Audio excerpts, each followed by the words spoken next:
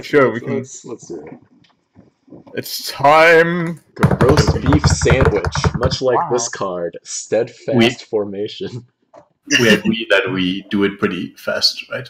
Yeah, sure, we can try to do pretty we do a long discussion for what is interesting, I guess. Like we should. Yeah. But we should be good at just saying, okay, steadfast formation, 2x2 provoke, useless sometimes, Arcanist synergy, bye-bye. Yeah, that's pretty much it, actually. Like a few more seconds on it, just so people can actually hear what we're saying about it. Okay, so, like, steadfast formation gives, 2x2 area provoke, and you can choose wherever on the board, I assume, so. Yeah. Why would you play this card, though? It's a 0 mana spell, which isn't worth nothing, I guess. Dalboz Sage provoke. Sage. Say like beefy provoke, whatever, Mana Forger. Mana what? So if you have like an Dalboz Sage and a Mana Forger, and like usually like the 1x Mana Forgers don't do anything. Yeah. But now like it's a 1/5 with provoke. Or if it's been on the turn, like if it's been on the board a couple of turns and it's like, you know, a 1/13 and it's a 1/13. At that point, you don't need to provoke. You just win. Not necessarily. Sometimes you just have a 1/13 dude and it doesn't do anything. Like I've definitely been in those situations. It feels to me like it's not worth a card. Like, okay, it's 0 mana, but you still spend a card on it. Yeah, no, I don't think this card is gonna be doing all that much. I think the only place for it is like just Arcanists. You need to be able to recoup the card advantage, I think. Yeah, you're right. Like on the even on the elk thing, right? Like why change it to provoke? Does it actually benefit you anything? Not really. So Improbable Blob is correct that the Golden Justicar plays where you can run across the board. Oh yeah, that's true. And I also like that it's in Lionar, so you don't have enough provoke already. Yeah. Well, you know, you can also give your structures provoke. Oh shit. Well, that's true. You're like building dudes? Yeah, you're building dudes. That still kind of sucks.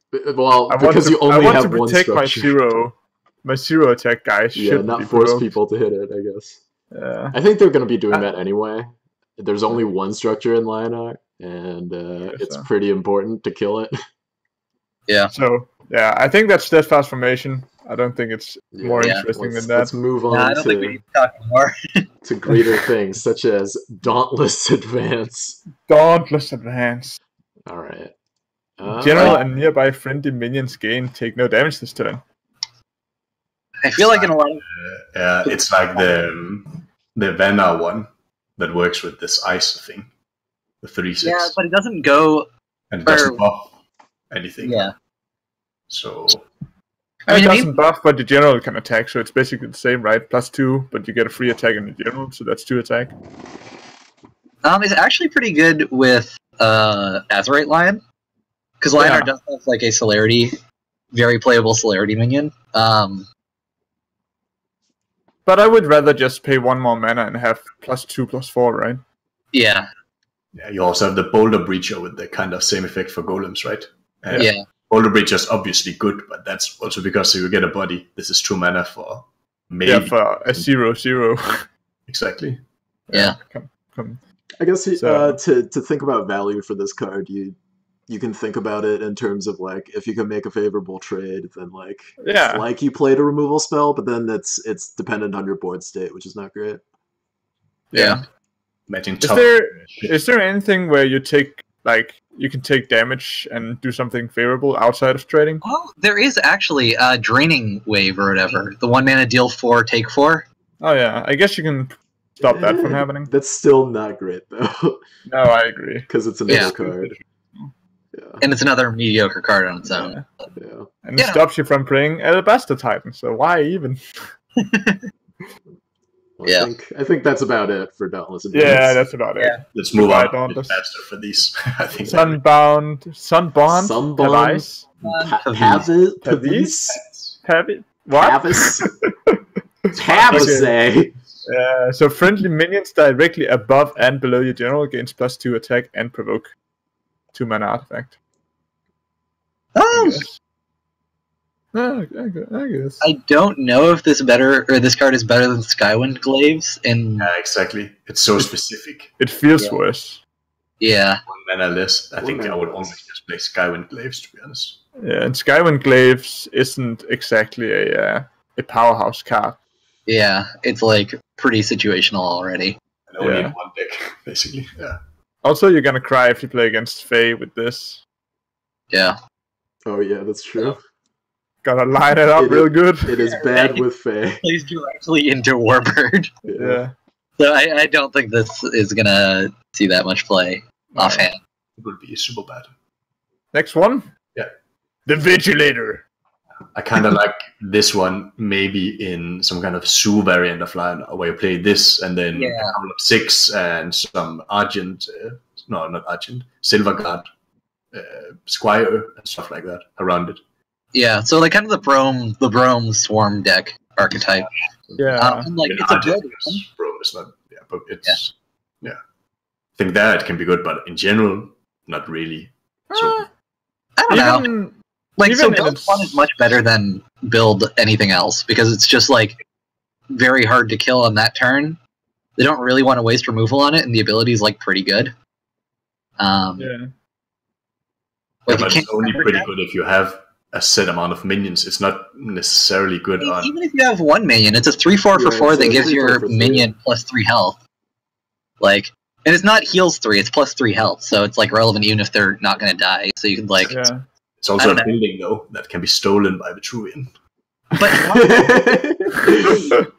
like, there is an argument where we can talk about that when we get to those cards, man. If your opponent has like more than 10 damage on board, which is rarely, then you actually don't get any trade back value. Like you don't kill anything, you just die for free.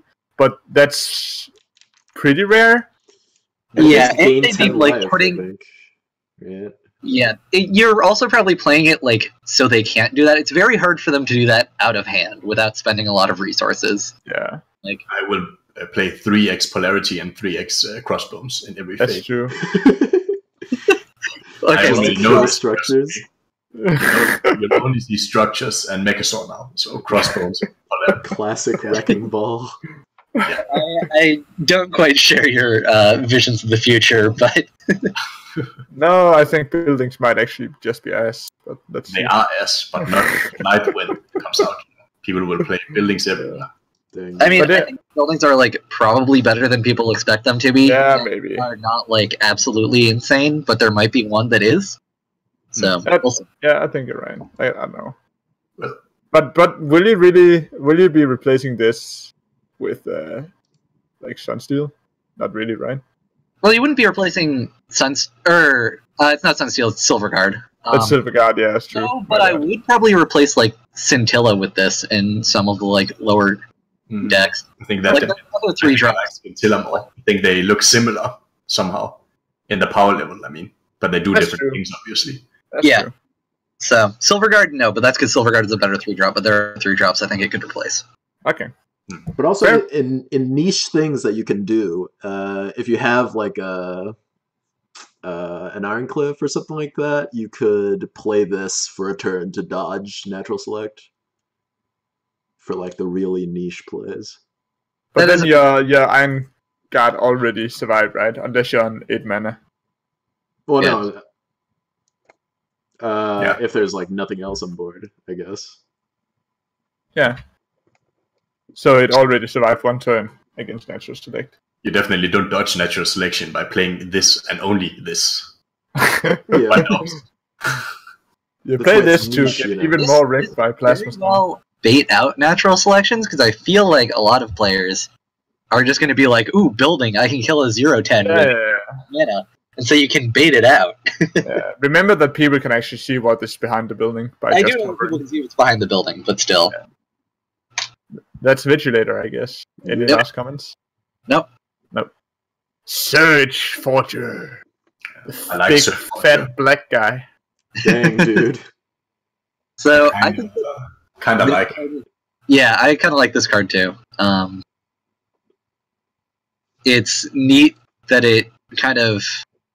Although it's unfortunate that it fights with Aurora, but it's nice that it procs it. It also is like pretty nice, just like redrop into BBS on Brome to get a 3/3 and a 2/3 provoke for 4 mana. In general, if he gets one buff, he is worth his price and more, I think. Then it's you might be right. I guess one buff because you also buffed the other thing. Yeah, because then he becomes like a 4/4 for 3. So if you play a Su Argent deck, that's where I think it would be fun, or Su Brom or whatever. Then you can do some kind of 6 plays, and again the Silverguard Squires. I think that's really good with Alabaster and stuff. You can play things like Zix. 6, yeah. Or if you want to go big, you can play it with Prominence and get that 5/8 and 4/6 Silverguards with RNG. Dreamgazer. Oh yeah, summon 3 Silverguards nearby your general. Yeah. Yeah, true. Now you just need a way to make Surge Forger into your general. That's for the next set, dude. Actually, the way to make Surge Forger into your general is play Called Arms. Oh yeah, I guess so. So we'll get to that later. But yeah, I think this card is playable. Yeah, it's basically you need to play Swarm, which is not the typical build for lineup, but people are starting to come out with those. So Imperial Congregation, my guy. Yeah, I guess so. That's real. Imperial Congregation's a real card. So I really like this card, not necessarily in terms of power level, but in terms of design. I agree. This is one of the coolest Ziran cards that I've seen. It also sucks. I don't know that it sucks, because it's a 4/5 until they hit it. And when they hit it, it's a 4/5. That's true. I guess they have to hit it once before it's like... Yeah, I think it has parallels with the... what'd you say? I mean, if you blood tier it, for example, it's fucked. So it's very matchup dependent in that way. Yeah. There are obviously counters to it, but I think it's pretty analogous to the Vanar 1/4. That's a bigger dude on your turn, or like on your opponent's turn. It's like a pretty similar card. Oh yeah, that's true. But you can always attack with it and then heal, right? So it's also for the most part a 4/5. Brings up a good point though. If it gets hit and like loses health, does it become a 1/5 when it counterattacks? Because that makes it like unplayable. Oh yeah, that's true. I'm sure. The consistency would say it probably becomes a 1/5 actually. In which case, this card is like pretty bad, and that's kind of disappointing. But maybe, who knows? Discoverable, consistent natures. So discoverable indeed. Yeah. Yeah, I guess so. It all depends on that, depending on like. Yeah, it depends on that interaction, whether this card is like pretty good or pretty awful. Yeah. All right. Move on. Button. Fealty. Swear your vows of fealty to me. Swear your vows of fealty to 6. So, yeah. Unfortunately, you can't play this in Titan, but I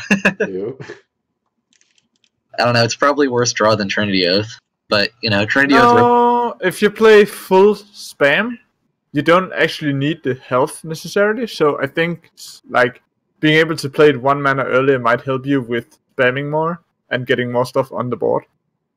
I guess.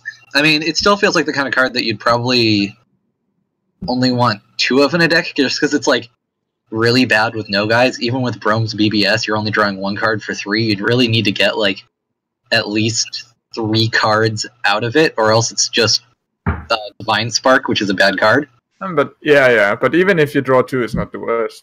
It's not the worst. You can get away with it, but yeah. Like, there's better draw. There's Spelljammer. There's Sojourner that you play. But you only need Braum and 6 and this, and then you have 3 cards, right? If the Zix positions itself properly. But let's be honest here. I think you would always, in every world, play Trinity Oath over this. I'm not sure.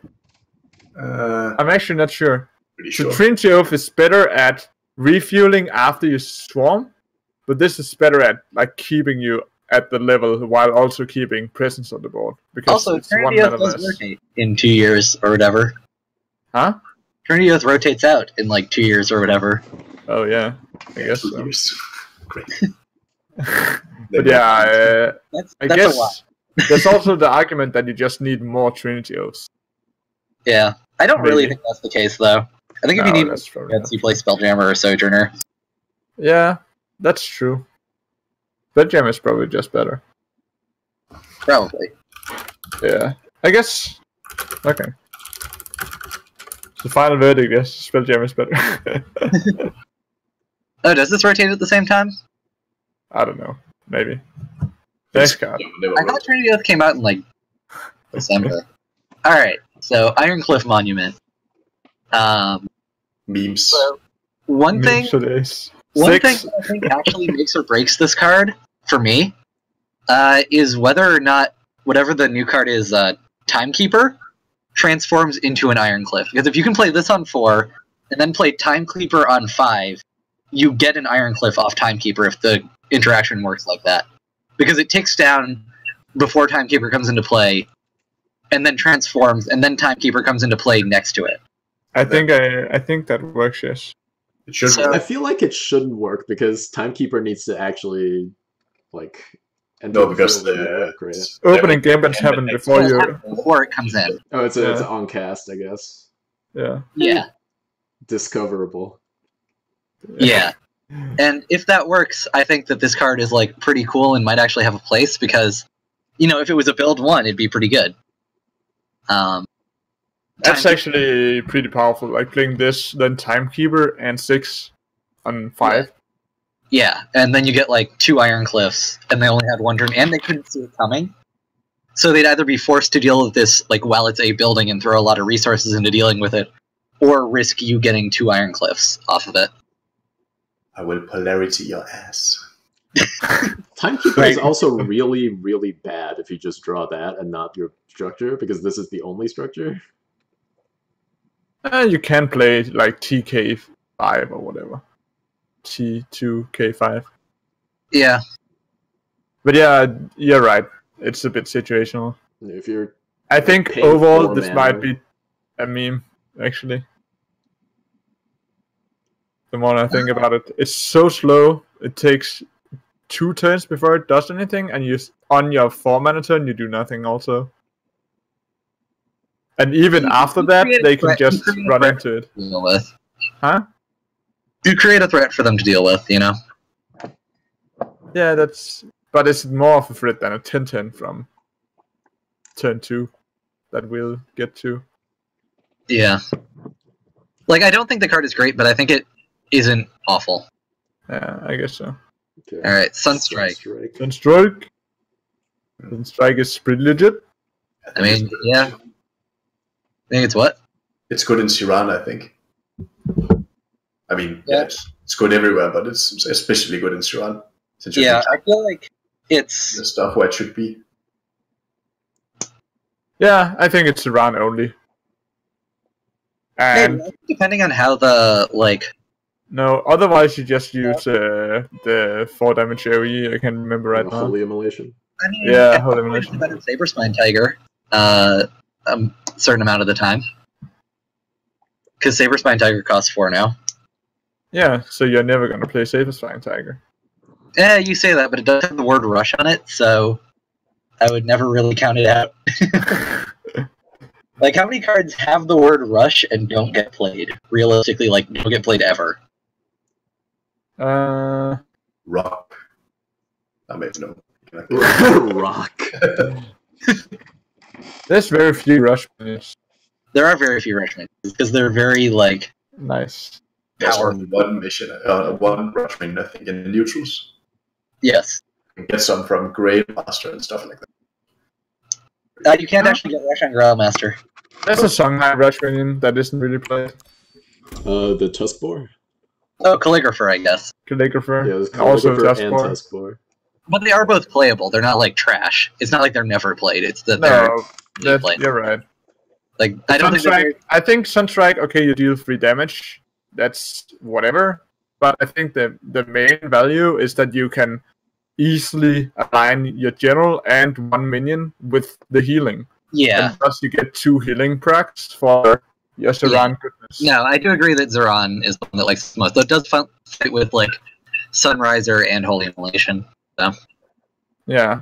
you've got to decide which of those is most relevant. Yeah, and Holy Immolation usually doesn't heal, where Sunstrike will usually heal, I think. Because you've got your general to heal.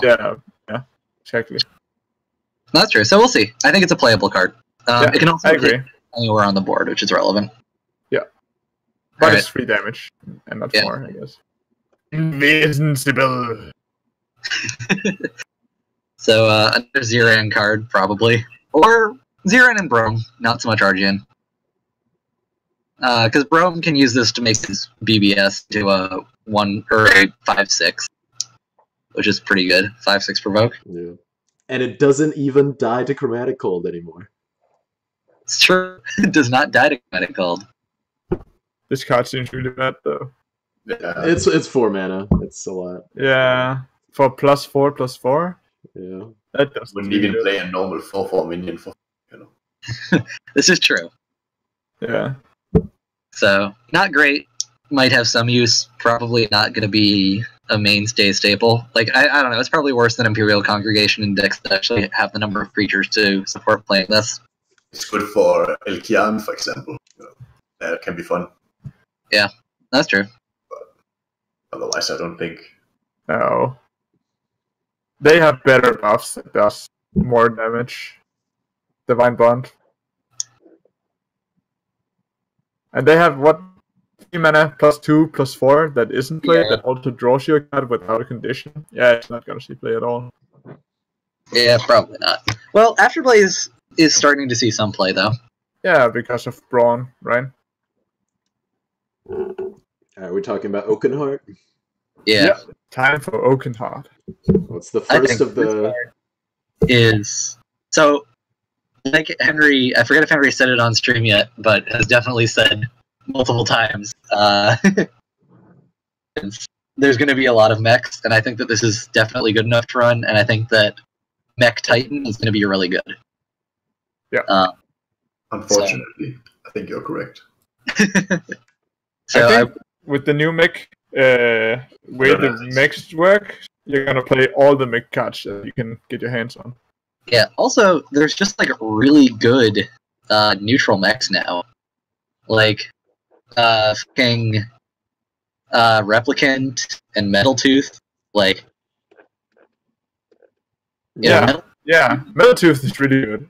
Yeah, and I think Replicant is really good, too. Yeah. Just, never run out of 2/2s, or 3/3s if you play this guy. He also advances Mechazor. Yeah. Yeah, if you didn't, I wouldn't play him. Mechazor, then I would never play. Yeah. But he does. So. I don't know. I think I might still, just for like the Replicant, Metal Tooth abilities. Nah. Plus, buffing mechs is like. Mana though for 4/5. It's not. I guess maybe not 5 mana, but it probably wouldn't be 5 mana without the. The progression. But now you're talking a totally different card, right? Yeah. What if if it was worse, I would play it, but it's worse, so I probably will. Yeah. Also, the thing with Oakenheart is that you usually want to race in your mech matchups, so you want to go to their face instead of trading with their creatures. But the existence of Oakenheart kind of means that you have to control the board a little bit too. Yeah, but I think that game plan actually changes now that you can make multiple mechs. And that mech can be destroyed really easily. that entire game plan is probably going to change. We'll see how that shakes out. And because you have more mech minions, I think your game plan is generally going to be try to win the board with the first mech and then finish the game with the second mech. Yeah. Mechazor. I don't know how long those games will go, but we'll see. Yeah, that's true. The next one is Prominence. Yeah, Fiery Lion. This card is fucking sweet. Looks amazing. It's like the mama for the Asteroid Lion. Yeah. Oh yeah. Oh, and we get the graphic, which is this. The sick graphic? Yeah, the sick graphic. This is a Silver God Knight. Wait, you fucked it up, Dalboz. Yeah, I fixed it. There we go. Easy fix. Yeah, easy fix. I think this is like a auto include in most Titan decks. It's like too good to not play. Really? Yeah, I think so. Because like the main struggle for Titan is that sometimes you just can't keep a creature on the board, and this just gives you 2 that are pretty hard to kill. But you want Titan on 7, not Prominence on 7. Yeah, so if you have creatures on turn 7, then you play Titan. If you don't, then you play Prominence, and then next turn you kill them. Yeah, I think Dalboz is right, because like one of the ways that you do Titan decks is you say that playing Titan this turn kills you. And a lot of the time, playing Prominence on a turn where playing Titan kill you won't kill you. I guess so. Especially but then, that means that you sacrifice some of the early game, right? Because you're putting in more heavy duty guys. Maybe. Well, you could just be swapping out your heavy duty guys. Like I'm a firm believer that Titan decks are not just like rush go phase things. I mean, most of them are playing stuff like Dial Toss, or at least a lot of them are playing stuff like Dial Toss, Iron Cliff already. So I think swapping this in over something else is pretty easy. And it doesn't have to be a 2-drop if you don't want it to be. I guess so. Bottom line it's is also that a very proactive card on its own. Yeah. This card is just pretty. It is a win condition on its own if it survives. Yeah. Just like every other 6-drop, I guess. I'm pretty sure if you play this card, you also play Cryptographer. Like the synergy there is too good, I think. Yeah. But then you play Braum Swarm with this as a like late drop. I think that makes more sense actually than Titan. Well, it could still be Titan if you're playing Braum. You know, you just play a later game. That's true. Yeah. But I think Titan is generally stronger with Argent because then you have some way to manipulate their attack. Like you have some kind of spell instead of also changing the only spell you have to a minion. Yeah, I guess your removal game becomes weaker. Yeah. But that doesn't matter if they can't kill any of your minions, you know? You can just play like some huge sticky guys.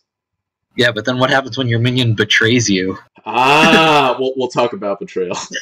I guess so. Yeah. Okay, so that's Prominence, I guess. Prominence. I think it's good. Sweet card. Call to Arms. I think that's the last Lionheart card. It is the last Lionheart card. So, I don't know. I want this card to be good, but I think it's really bad. It doesn't affect it at all. And it can probably be dispelled. Is the yeah, I was going to say. it can be dispelled. It can? Yeah. Okay, we've confirmed this. Alright, that's just probably not playable then. But you can also stack it. You can stack it, but like by casting multiple 7-mana stacks.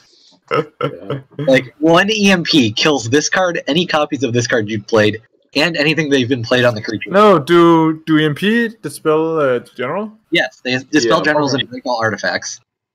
Because they dispel that. But these also stack, I think.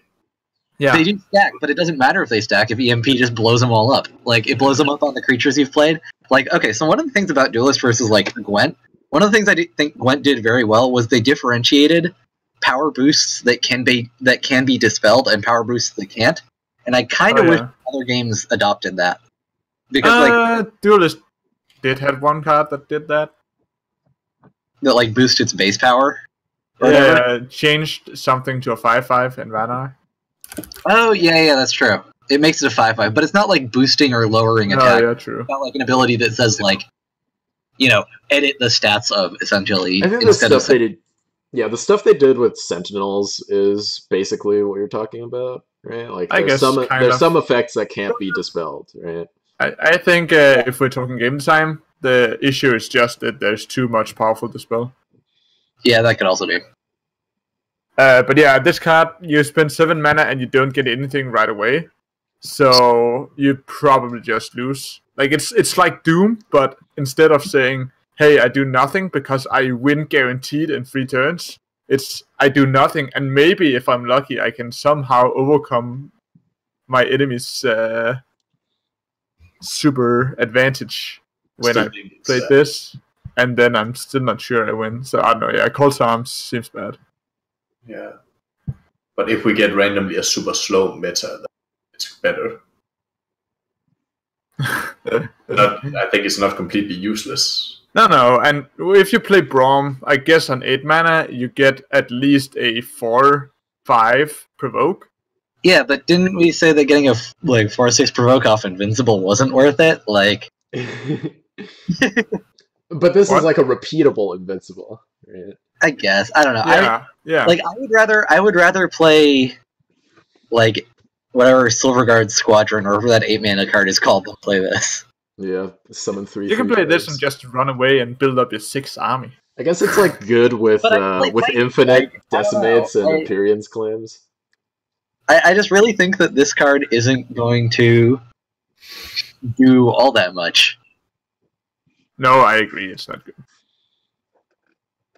So, I guess... I'm excited to meme with it, is all I'm saying. Yeah. It's time to meme.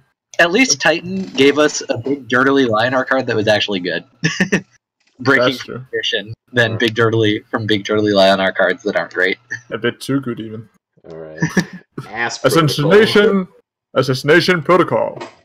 And it's important to know with this card that even if you activate something like a Wild Tar and you hit a minion and accidentally hit a general, you don't deal damage to the general. Yeah. So it is both cannot deal damage and cannot attack a general. Yeah. So I don't know. My first reaction to this card or I guess not first reaction, but after thinking about it a little while, was that I think it'd be really cool in Vanar, and is not amazing here. I don't know that decks are going to want to play that many inner focus effects, and I feel like most of the time inner focus is being used to go face. Yeah, that's true. And a lot of the cards you want to hit with inner focus, you can hit with inner focus. Yeah. So. I think it makes Locust better. That's about it. That's true.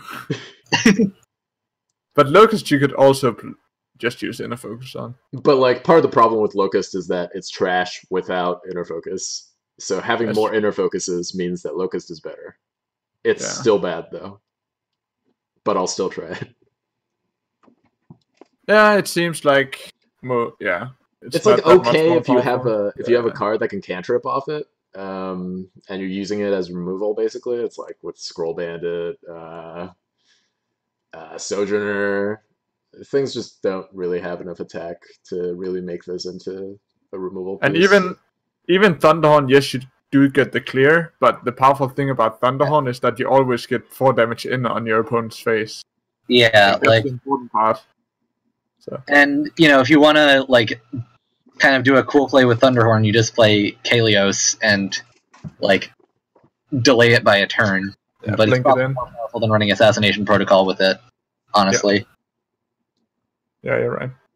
Especially because it can't hit the general even. Not can't deal damage. The fact that it can't attack it. That's true. I don't think that Gouge will make this card playable either. Gouge isn't not played because it doesn't kill a guy. I mean... Dude, Stux just knows what's good. Stux knows. I will say, Gouge is more playable with the Chromatic Cold nerf. Because Gouge becomes a 5/1, which is technically relevant in a way. Once they've already used a card on it. So... I guess... Are we going to the next useless card? Yeah. I don't think Suzumebachi is useless. I don't know. You should probably leave this team. It's hyper aggressive. I could see places where I might want to play it. I think in a deck that wants to play what's the name of the card that gives you and a minion +2/+0 until end of turn? Whatever its name is. I think if you want to play that card, you should consider this card. I guess so. Me and Henry actually tried to build a control spell-based Songhai with the new general, and I don't know, no semi-aggro abuse that you get 2 spells from the BBS. Yeah. And we thought Suzumebachi might be okay as an additional Chakra avatar, but the fact that it doesn't keep the attack is just a huge downside. Yeah, I guess so. Maybe Tuskboar is just better than this. I don't know. I feel like it's good enough to find a home somewhere. Just maybe I'm overestimating how good if it was Arcanist like it should be. Yeah, that's true. It would be a lot better as an Arcanist. Yeah, it should be an Arcanist. I don't know why they suddenly stopped changing all minions that did something with spells into Arcanist. Like that was kind of the flavor, but they shat on the flavor with this set, I guess. No, dude, this set has the most flavor. It has the least. Are you seeing these cards, my guy? Look at all these robots that aren't even mechs. Look at this really flavorful card for Songhai. Grow wings and everything. Yeah, dude, mass flight. This is the card I'm probably actually most worried about. They already have enough. Okay, so all I'm saying is that now they can play a Zendo anywhere, and you have to remove it, because if you don't remove it... I mean, I guess they already had Mist Dragon Seal. Maybe it's not that bad. It's just like a Mist Dragon Seal, I guess. So maybe I'm overreacting. And also, you could always play a Zendo anywhere. Like, you can control your opponent's movement, so you can put it out of reach, they move towards it still, and then you hit them next to it. Yeah, there aren't that many places on the board where you can't get to your opponent after you play Zendo. Yeah. Now, admittedly, when I was thinking about this card, I completely forgot that Mist Dragon Seal is just this, but a better card in a more relevant way. Yeah. But it does mean that Songhai can just run away, like, play a bunch of big, stupid dudes, and then win the game in one turn. But I guess Songhai isn't great at keeping a lot of dudes on the board, so... No. Yeah, Mist Dragon is better, I agree. But I guess you can probably make some memes. Yeah. I mean, this is a card that will kill people. Sometimes. Yeah. Like, it is not a bad card, it is not an unplayable card. This card is much better than Bombard. Yes. Yeah. That's true. What if we... combine the powers... or give all our ranged guys flying and then reactivate them. Heartseekers on wings. Oh shit. Faceless in chat is talking about when pigs fly. Gotta get that touch ball flying so you can get it right back into your hand. Yeah. Fly back into your hand. Yeah. Let's move to the next one, the Penumbrax. Penumbrax. This card is so sweet. That card is very cool. It's a robot monkey. It's pretty cool. It is a robot monkey. That is not a mech. Yeah. Yeah. But thank God it's not a mech though. Yeah. So the thing about the card is that it's supposed to just be like a sort of morphling thing. It deals damage and it's hard to remove. But it kind of requires you to have a movement effect in your hand, like the turn after you play it. And it's a build. It starts at build 2. Yeah. Not a build 1. Oh shit. Yeah, this isn't good then. Yeah, I don't know. It like will kill anything that you play. If you have a movement effect, it has to backstab. Yeah. If it doesn't backstab, it doesn't transform back to a building. Yeah. I mean, if it doesn't backstab, you have a free one that you just have to run away with. Yeah. I don't know. I feel but it is pretty cool that you can throw it in and hit them and just leave a 0/10 in their face because they can't kill it. If you buff minions and they transform, like if you buff something that is building, or if you buff a minion that is then transformed into a building minion, do you regain all the buffs? I don't think so. Probably not. Yeah, I don't believe you do. Okay. Because then you are kind of also throwing stuff like Mist Dragon Seals away when you use it to get this in. No. You lose the +1/+1. Obviously, you wait till it's done building. Yeah, I know. And then you move it in and you hit, so you get you get a 6 damage, but then you lose it for next time or whatever. Yeah, I guess if you like killing edge this thing, then next turn you just still have a 3/1 instead of a. If you retained it, this would actually be a really funny minion to give flying to.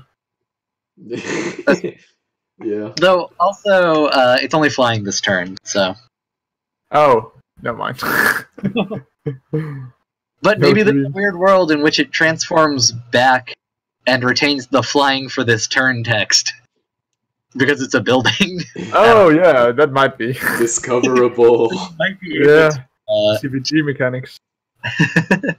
Alright. Well. Yeah, I think it's pretty cool. Also really cool design for build. Yeah. No, this is a cool build card. And that's coming from me talking about a Songhai card. So that's great praise from RHacker. The next one is Dusk Rigger. All right. You're gonna rig the matchups in your favor if you have the card in your deck. Yeah, Battlefy will scan through your deck, and if you have Dusk Rigger, you'll be matched up against Zoe. So I will say that it is a 2/3 for 3. It's bad. It is a mech, though, and it does add to your mech progression. Only if you successfully hit with it. Yeah, you kind of need you need Inner Focus or Assassination Protocol. I don't know if you play Assassination Protocol just because of this card, maybe? I don't think so. I mean, it does have backstab too, which is relevant. Yeah, 4 kills most things at 3 mana. Yeah, but at the same time, it's underpowered and it doesn't even add to mech progression without doing a backstab. Yeah. Mech progression costs 0, right? Not 1? Yes, it costs 0. Okay. I think there's a bigger chance that you use this in some kind of like spell-based deck than a Mechasaur deck. Or maybe some kind of hybrid. But I don't think that you can... Yeah, I feel like it's more hybrid than using it just for like a 0-mana spell, because if you just want like low-cost spells, I think you can just play the new general and get enough of them. Yeah. From what I've like seen with people playing, it's not that they're running out of cards or running out of cheap cards to cast. It's usually that they just get overwhelmed and have to combo out before they're ready. Is how they're losing. So I see this as more of like a spell synergy mech piece or just a mech piece. But I don't even know if the mech decks will play it. Actually, no, it probably will. Yeah. No, actually... it seems good enough to me. I guess if you play Mech Songhai, I think Mech Songhai might actually be the poorest choice for Mech right now. Yeah. Although you do get Rush Guys in Songhai, which are relevant, just because. I guess, and you can activate the Frenzy guy, which has always been kind of okay. So maybe you just play that and Dusk Rigger. You can also play like Replicant and Metal, the Ranged, I guess, and that's it. No. Yeah, Replicant will be really good in this deck, I think. No, Replicant doesn't really... I don't know. I don't know. Like, Replicant, it gives you a body and draws you a card. Yeah. And is a mech. Yeah, like, thinning the deck is super important. Relevant here, and it also does thin out your deck, so... Yeah. I guess so. Okay. Somebody in chat says, "Is this the place where you can find the best duelist player in the world, aka Munkbusiness?" Yes, Munkbusiness of Arctic Monkeys fame. Yeah, you are correct. Alright, is Munkbusiness an Arctic Monkeys album? I forget. I don't know, maybe I'm stupid. Thunderbomb. I know, Munkbusiness is Black Eyed Peas album. I'm stupid. Dang, dude. Yeah, the best player. Munkbusiness was 2 cards ago. Yeah, that's true. Thunderbomb. It's like I think it's pretty nice. Except AoE. Yeah, I don't know. You hit. I wish said it deals 3 to an enemy minion and 1 damage to all enemies around it. Like, that's a lot of damage. The thing is, you can go face with this, though. Yeah. I guess what I'm saying is I wish this didn't go face, except with the AoE. Yeah. I really want Mantra to be just as supported as it is without any more support, and I feel like Mantra is getting a bit more support. This is better than the 3-mana Twin Strike, yeah. Yeah, because this goes face, like, if you Adjudicator it once, it's now at Phoenix Fire cost. Does AoE. Like, Mantra is a very dangerous card to have printed. In the current state of the game, I think it's okay. Like, the deck is good but not broken. But as they print more support for it, I think the deck is like kind of at a tipping point. It's also just a very unfun deck to play against. So yeah. Also, the thing is that with the Mantra decks, beforehand you could rush it down because you could swarm them. But imagine this just with an 8 gates, then you have a full board clear and 6 damage to the face most of the time. Yeah, that means you're also stable in the early game, and that's not healthy whatsoever. So that's what worries me a little bit about this card, is basically just the Mantra interactions. Otherwise, I think fine and a nice addition. Just like a Crescent Spear makes this card kind of insane. Yeah, that too. Yeah. That's a lot of damage. But Crescent Spear will disappear after the January starts. Oh, I see. Yeah. But then you will have tons of 8 gates. Not a problem. Are we talking about the best card in the set right now? We are talking bamboozling. About the bamboozling. Oh, dude. Did you also want to have more than 3 Onyx Bear Seals? We have that for you. You can now have 6. So it's not strictly worse than Onyx Bear Seal because it does say nearby enemy minion. Well, it can fill your hand as well sometimes. Yeah, but I feel like the full Monty won't happen all that often, you know. Yeah. I think I have been while thinking about it, I've been turned a little bit back on that because you have Eternity Painter, and Eternity Painter can often like spawn 2 Pandos, and then all of a sudden, in the late game, refill your hand. In the mirror as well, you know. Kalios. I think this is more of a Kalios card. You want to be able to empty your hand. Because Kalios decks run out of cards so fast with like all their weird, wonky like juxtaposition into Mist Dragon Seal Flame Wreath plays. I guess so. And so they're the ones that really want to refill the most. And they really don't super enjoy using Heaven's Eclipse. No, it's too expensive. Yeah, so I think that like this is probably best in Kalios, and out of the Songhai things, this is the card I want to see most, or that's the archetype I like most out of Songhai is Kalios. Yeah, I agree. Board control is more fun than face killing you with face damage. Yeah. Mental control. Then I think Bamboozle might turn out to be super strong. Yeah. I think that many people will be bamboozled. You thought you had this yeah, when silver players are buffing their Pandos with +4/+4 and you bamboozle it, that's gonna hurt. Just saying. Yeah. Alright, that's bamboozle. Next card is a substitution. Substitution. Nothing personnel, my guy. No, you can swap all your bamboozles for free hand. So yeah, switch your friendly minion. It has to be a friendly. Friendly and general. It's 3 mana for that. You have a Duke's position. I know you can remove your general, but still. You can use this as a getaway. Yeah. If you're playing like airdrop dudes, like if you're playing mech, you can just like get away from people. I guess. But if you really want to get away, wouldn't mist walking just do the same thing, you know? Mist walking, yeah, I guess so. You move 4 spaces with mist walking. Yeah, it's usually enough to get you out of trouble. Yeah, that's true. And that's 1 mana. This is so I guess you only really need this if you drop Megazord in the corner, and then next turn your opponent's like, I'm just gonna swarm the board around this general and rush him down, and just swap out Frenzy his face. Yeah, I guess so. That's it's pretty good with Frenzy minions, I guess. Yeah, that's the only situation. It's a very specific situation. Yeah. It feels like a similar version to we already have a 3 mana teleport to an enemy minion, right? Behind them. Yeah. Yeah, it's pretty much the same. And I think the power level is the same, so... And I never saw that card. Yeah, you never saw that card, so I don't think you're gonna see substitution. Yeah. Oh, we're talking about Manakite Drifter. Manakite Drifter? That is really... What a shitty card. Yoga of a card. So, if you play it on... I guess what you want to do is you go first, and then you play it on your second turn. In that case, it kind of makes sense. In every other case, it doesn't make sense. If you draw this late game, it's really...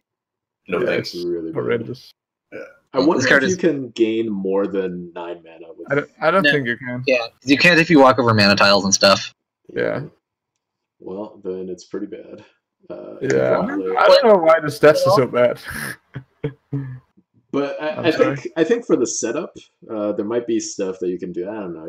You're ramping into let's see, turn 2. So you're ramping into 7 if you're on the play. Yeah. And it's fine if you do exactly that. But at any point after that, yeah, then it's not great. Yeah. Yeah. I don't know. I feel like it'll take some time for combos to be figured out, and like whether or not playing 3 of this card is worth it just for the turn 1 things.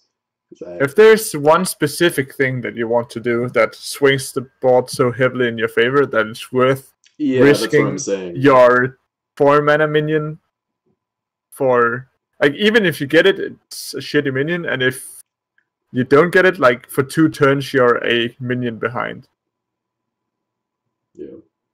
Yeah. Goodbye, Mana Drifter. It's time to Wildfire Tinketsu! Well, this card is, I think this card is really good. Yeah. And they actually, they were able to make the guy that is on the, like, on the 8 gates picture, I think. Like, this is, it's Tenketsu on the picture. I can see that. Yeah. It doesn't have a tail, though, in the picture. That's true. No, that's because it's Super Saiyan, so... the tail shrinks back in. Yeah. Or it's just behind them, you know? Like, their tail stands up a little bit when they... In reality, it's just only one hand and a tail. The back arm is just a tail. Yeah, I see. Yeah, you rip off its arm, you rip off Wild Tenketsu's arm, and then they go like, ah! And then he creates 8 gates. Yeah. Yeah. They open the gates. The floodgates. But this card seems pretty good. Yeah. Because the stats are okay. Yeah. And it usually isn't like used on the turn it's played, so you don't worry about it like costing 7 mana to do all 3, because you never do that. No, you just stack up on 8 gates. Yeah. Another thing this allows you to do is it lets you play 8 gates earlier in the game as board clears, because you know you'll be able to get access to more 8 gates. That's true. Yeah. It also, if you have a Geomancer, every time, like, you can have a constant flow of 5 damage. Yeah. No, that's pretty good. Geomancer is a playable card. Yeah, it is. So yeah, I guess we all agree that this is pretty cool. You know, for a Songhai card. Yeah. High praise for Hacker. I think it's one of the nice designs. So. Yeah, no. Definitely not broken. No. We'll see. Like, I don't think this is broken, but I think it is like pretty good. Yeah. You can play. That's a very big difference, though. I think the control options make this card super good. Yeah. So the next card is definitely not broken either. It's Seagull Squad. Yeah, you can squad up with your homies. Yeah. Don't know about that. So, have you ever wanted to play Jaxi Trueside on 5 mana and have all of the Jaxis be right in your opponent's face so he can kill them right away? Then this is the we got the solution for you. It's a legendary spell, so you can get a lot of dust from it when you draw it and pull out your hair because you didn't get something else.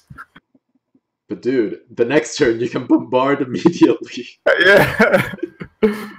What the fuck? I don't know why these should be good, you know. No, why only? It's. I guess you can make some kind of cool formation, but nothing. It's for the aesthetic, you know. Yeah. The card looks cool. Like the little picture, like Yeah. I think I don't know. If you play Bangle, this card could be okay. I don't know. I'm just trying to find places for this card. It's pretty hard. You need some way to buff all of you guys, I think. And activate. Bombard, man. I don't think you necessarily need to like do stuff with them that turn. I think if you're playing like the Silhouette Tracer, Bangle, artifact, Songhai stuff, you can get away and then just set up your squad. Yeah. And then just like walk away from people. But it seems like Jaxi just is better. You get one more Heartseeker, and you get them in every corner, so you don't have to be positioned in a weird way. The thing is, you cannot even go into the corner. Yeah, that's true. The outmost. Yeah, because you have to leave room for Seeker Squad. Yeah. Goodbye, Seeker Squad. Yeah, goodbye, Seeker Squad. Moving on from Seeker Squad.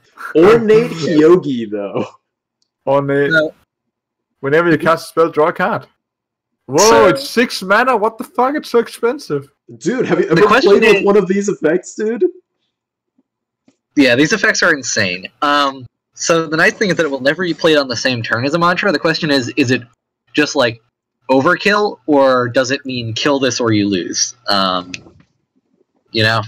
But mantra is mana limited and not card limited. This is true at this point, but I don't know. It does say whenever you cast a spell, draw a card. Like, I think it's cost well enough that it's not just straight up broken. But I'm still wary about this sort of effect. Like Magic has a ton of these, and they're all broken. No. I think it's straight up bad.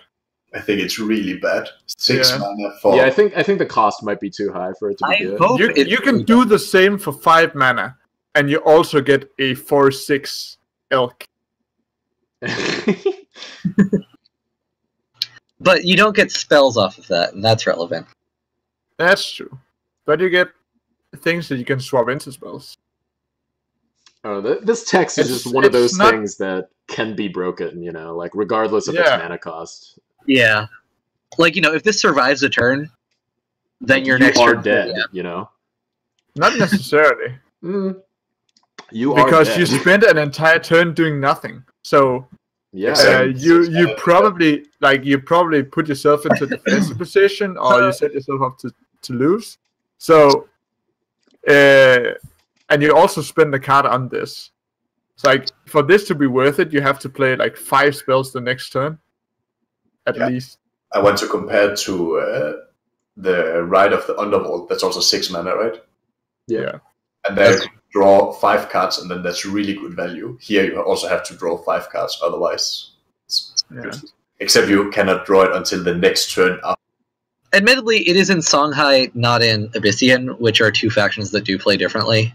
So I already have a bunch of draw mechanics. They have 5 mana, draw 3, 2 different variants of that, and now they have 3 mana, draw a full hand. Yeah. So, like there is some scary stuff, because there is a 0 mana spell that reduces the cost of the next spell. Also, Chad is right. If you can play the next card we're going to review and then play this, you just win the game. So yeah. Second Sword. Oh yeah, that's true. Second Sword Sarugi. That is actually true. Then you can just Phoenix Fire forever. And 8 gates forever. Yeah, that's true. Each of your consecutive Phoenix Fire. Also, it doesn't say non-BBS, so if your BBS is Phoenix Fire, it will reduce it, I believe. So I guess if you play Second Sword first, then you have some kind of a threat, and then the next turn you can actually do it right away. You don't need to have on it for a turn.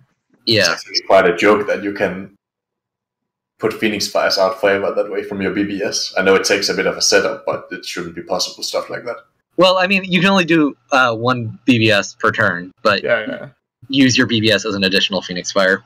The good news... talking about how you draw into a bunch of Phoenix Fires. Yeah. The good news is that Mage Sworn just kills you. I think most things just kills you. If you play Second Sword Sarugi. Yeah. What do you think Second Sword Sarugi? Do you think it's really a good card on its own? I think this is a playable card. Playable? Sure. But it's 7 mana for maybe something. I mean, at 7 mana, you'll probably be able to play something out of your hand. Yeah. Like, Song has a lot. If you see you can play your BBS right away, always. Yeah, you can just, like, do this into Phoenix Fire BBS. And it's like a 4/7. It's like a Dancing Blaze that costs 2 more and wins you the game if it survives a turn. Yeah, there's no way you don't just kill this when it comes into play. So, like, your opponent already has to spend some resources to deal with it. Yeah. I think it's probably good. There is a lot of minions that at 7 mana, if they survive, you just win. So. Yeah. Like Excelsius or whatever. But this card does allow you to do, like you said, a bit of like a little bit of things on your own turn, and also win you the game if it survives, which I think is what makes it good. Yeah. So I think this card is like pretty good, and yeah, if this card survives a turn and you play an Ornate Hyoji next turn, you probably just win the game. Yeah. But then your deck is like you're really relying heavily on your deck being only spells and second Sorceruki and Bonnet, which seems like a really bad deck. Possibly, we'll see. For your turn 1 to 5, where you just do nothing. Cost reduction cards and draw cards inherently have the ability to be broken. Like, I think in general, those are some of the most consistent trends, is cards that draw you cards and cards that cost less. That's true. Cost less are what breaks the game, really. That's true. And these two cards do those two things. And speaking of cards that draw you cards, we can move on to our first recruiting card. What a nice segue, Hacker. All right, they printed the Taxium Probe. So yeah, this is an interesting card, and Chad has been talking a lot about this card. This card sucks. So, I do not believe that this card sucks. Straight up. Yeah, I was talking to Monk earlier about this, and I was not convinced by his arguments. I'll tell you, Monk, I think you will die to this card. I think if I don't play it, I won't die to this card. But if you play it, you will probably kill yourself with this card. So, I will say, one of the strongest plays I think I've ever made in Duelyst is playing Falcius into Flameblood Warlock. Yeah. And I can say that, like, I really do think that this will give aggro vet, which I think is actually a very good deck that other people just don't really play. I don't know. I played it in like the World Championship. I was playing it right before the flying nerf. Sure. I played a lot of aggro vet, and this is a card that deck really likes. No. God, you can okay, here's my argument, okay? You play a 0-mana card to replace itself. Yes. That was all it did? Sure, it would be insane. Because you just play a 36 card deck, right?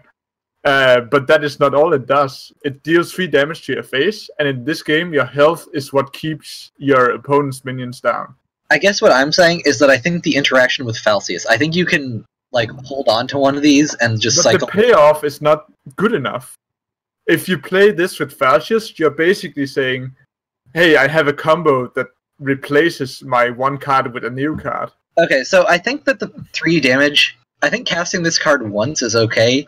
Taking the 3 twice is not. Twice is like detrimental. Yeah. But like in that deck, all I want is consistency. Actually, you know what really hurts that deck is actually the Saber Spine Tiger nerf. That deck really likes Saber Spine Tiger, especially Saber Spine Tiger turn 1 into First Wish as player 2. So that actively does influence this deck, and actually Titan as well. Titan, well, I guess Titan just uses mech. Oh, maybe it's just going to be mech aggro with Replicant and Replicant and Face Meddler or whatever. But the thing is, you're never gonna go through all of your cards, and I don't think that a what is that in percent? Like if there's also Iris Barrier. 5% increase in consistency is worth taking potentially 3 damage for. I think that this card is not busted, but I think this card is more playable than that. Like, I don't think that it is something that you can just go and be like, oh, it's going to be like First Wish. It's going to be in every single Vitruvian deck. But I think that this card will be pretty powerful in the decks that it's in. Huh. Yeah, right now it's hard for us to understand how much it means to play a 36-card deck, because, like, you know, you really have to play with the decks to know what that feels like. I guess Vitruvian already kind of do, right? They have the First Wish. Yeah. But this is also an age-old argument where I don't play the 1-mana put a creep tile and draw a card in cast because I think it's bad. Not always, but dude, I think I wouldn't just splash it. Dude. So that's like another way of thinking of the cards. So I guess we just have fundamentally different approaches to cycling cards. Yeah, and Stux, I will say it's actually not always busted. Because the best analogy to this, in that it's the exact same card, is what the fuck is it called? Dalboz. Cycles for 3 life. It's not Gataxian Probe. No, not Gataxian Probe. Street Wraith. Street Wraith, yeah. Street Wraith and Magic. Which basically has this ability, except it can also be played as a creature. That deck is played in that card is played in a couple of specific decks, because the life total cost is high enough that it is very detrimental. If this card said deal 2 damage to your general, I think it would see play almost everywhere, but 3 is kind of a tipping point, honestly, for like how much value that's worth. So I don't think that this card is unplayable. I think that this card is busted in the decks that can play it, but I think you have to do a bit of finagling in order to make this card playable in your deck. Yo, Spawn Avenger. Let's go. But Lore Weaver into Blood Tara? The memes make themselves. Yeah. I'm gonna keep with my gut feeling. Say that we'll see what happens. So we'll be proven wrong or right whenever. I actually don't think I will ever be proven right in this situation. I think people will play it regardless of the results. I mean, just like they do with the Ambition card. Yeah, I guess so. Kinematic projection. It's fun. It's an interesting removal spell? Question mark. But it removes your own guy too. It's an interesting banishing ritual. I guess you can just put a guy on the back line and blast him up. Yeah, face down, blast. Yeah, it's like Firestorm Obelisk or whatever. Yeah. Or Lava. You can just say that they can't ever move onto that row. Yeah. I think it's more interesting to put it on your opponent's creatures. It's yeah. Well, true. Yeah, though Sandtrap is multi-purpose spell. That's actually pretty cool. But Sandtrap does kind of suck. Yeah, that's true. But the extra utility, that is also right? 2 mana, right? Sandtrap is. Sandtrap it is 2 mana, and it can't give your guys blast. So I think the utility makes this card. Yeah, I agree. Actually. No, that's fair. That's fair. But I don't think that this can just be played everywhere. I don't think it's going to be like Blood of Air. I don't think that we're just going to see kinematic projection on everything. But I do agree that it can be played, and it will probably bamboozle some people.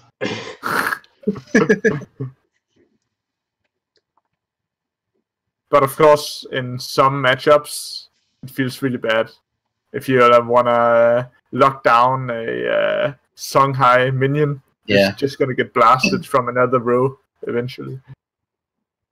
Ghosty Hosty is right too. You can use it in mech decks and just give yourself a 2-power blast dude, or 3-power blast dude, which isn't bad. Or you can use it in your Woodwind deck. And I don't know. You just like putting stuff on creatures in that deck, don't you? Doesn't matter. Yeah, but I like to put stats on creatures. Because I'm in their face provoking them, so blast doesn't really help. That's true. But no, you put it on one of your backline dudes. Which one? I don't know, man. I have literally 0 backline dudes. Grandmaster Gouch is in their face. He's only a quartermaster, not a grandmaster. Quartermaster. Wow, I didn't even think about that. His ranking is lower. So the next card is Half Master Gouch. Half Master Gouch. Okay. Yeah, kinematic is actually more... I hadn't considered the Sandtrap thing. Yeah, neither did I. Yeah, that's pretty cool. Equality Constraints. All this... I like this card as removal for the new General. The new General, having played them, they definitely need support. But I think there's a really kind of neat control Vitruvian deck behind them if they do have support. This just lets Sephiron kill Lava Slasher, you know? That's true. Yeah. I didn't think about that. There's also a Blind Scorch. If you combine it with Blind Scorch, it straight up kills everything. Yeah, but it's 2 cards to kill one thing. Yeah, I know. But if let's say that you play Blind Scorch because you also have things that take over minions or whatever, So you just add more to the consistency of the deck, maybe? I don't know. Yeah, I could see it. You also get to... what'd you say? Oh, no, I was going to say, it's just like, it's good enough on its own, and you can combine it with stuff to make it more powerful. Like, Blind Torch, I think, is the card you might cut there, not a quality constraint. Yeah, that's true. I agree. I will say, actually, thinking about this, you know what's funny with rotations? Is that the cards that support the third generals are going to be the ones that rotate out.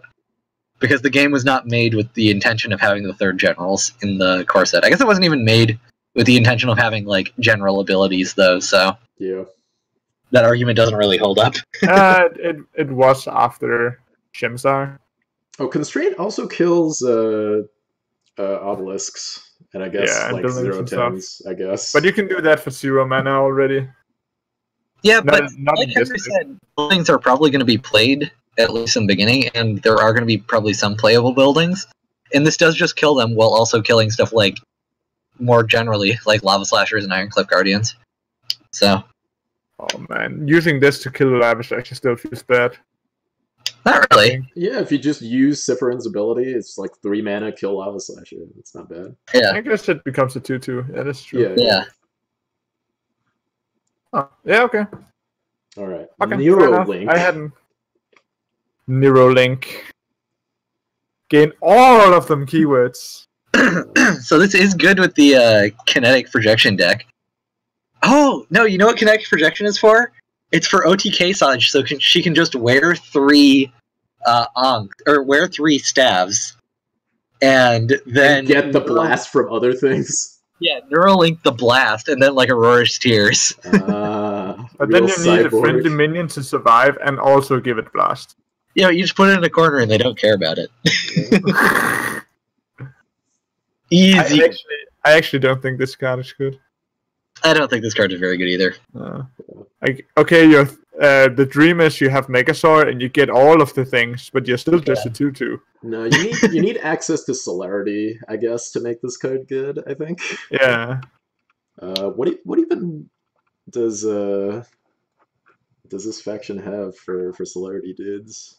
Nothing in the faction, so I don't know. I think this card would be more fun if it just gave you all of the keywords permanently, and then cost a little bit more. That would be sweet.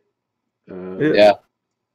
Yeah. I don't even know if it would be broken, because you could dispel it still. Yeah, still. Yeah. Has the same problem. And Blast is not unbeatable, you can just run out to it. Call to arms. Yeah. Well, that's about it for me on Neuralink. Yeah, that's about it. Yeah. I can't say more than this card doesn't really seem that good. It can do pretty good memes, though, I think. Yeah, Iris Barrier. So this is the card that Saj has been waiting for forever. Yeah. I think. Yeah. Like, literally since Saj was developed, she's kind of had this innate issue that anything you put on her will just be broken off. And you have to take a tick off whenever you attack, and then she was super reliant on Falcius. Yeah. Now you have 6 Falcius effects. This also obviously combos the Burden of Knowledge, since it just becomes you to draw a card. Yeah. So, those are kind of my feelings on this one.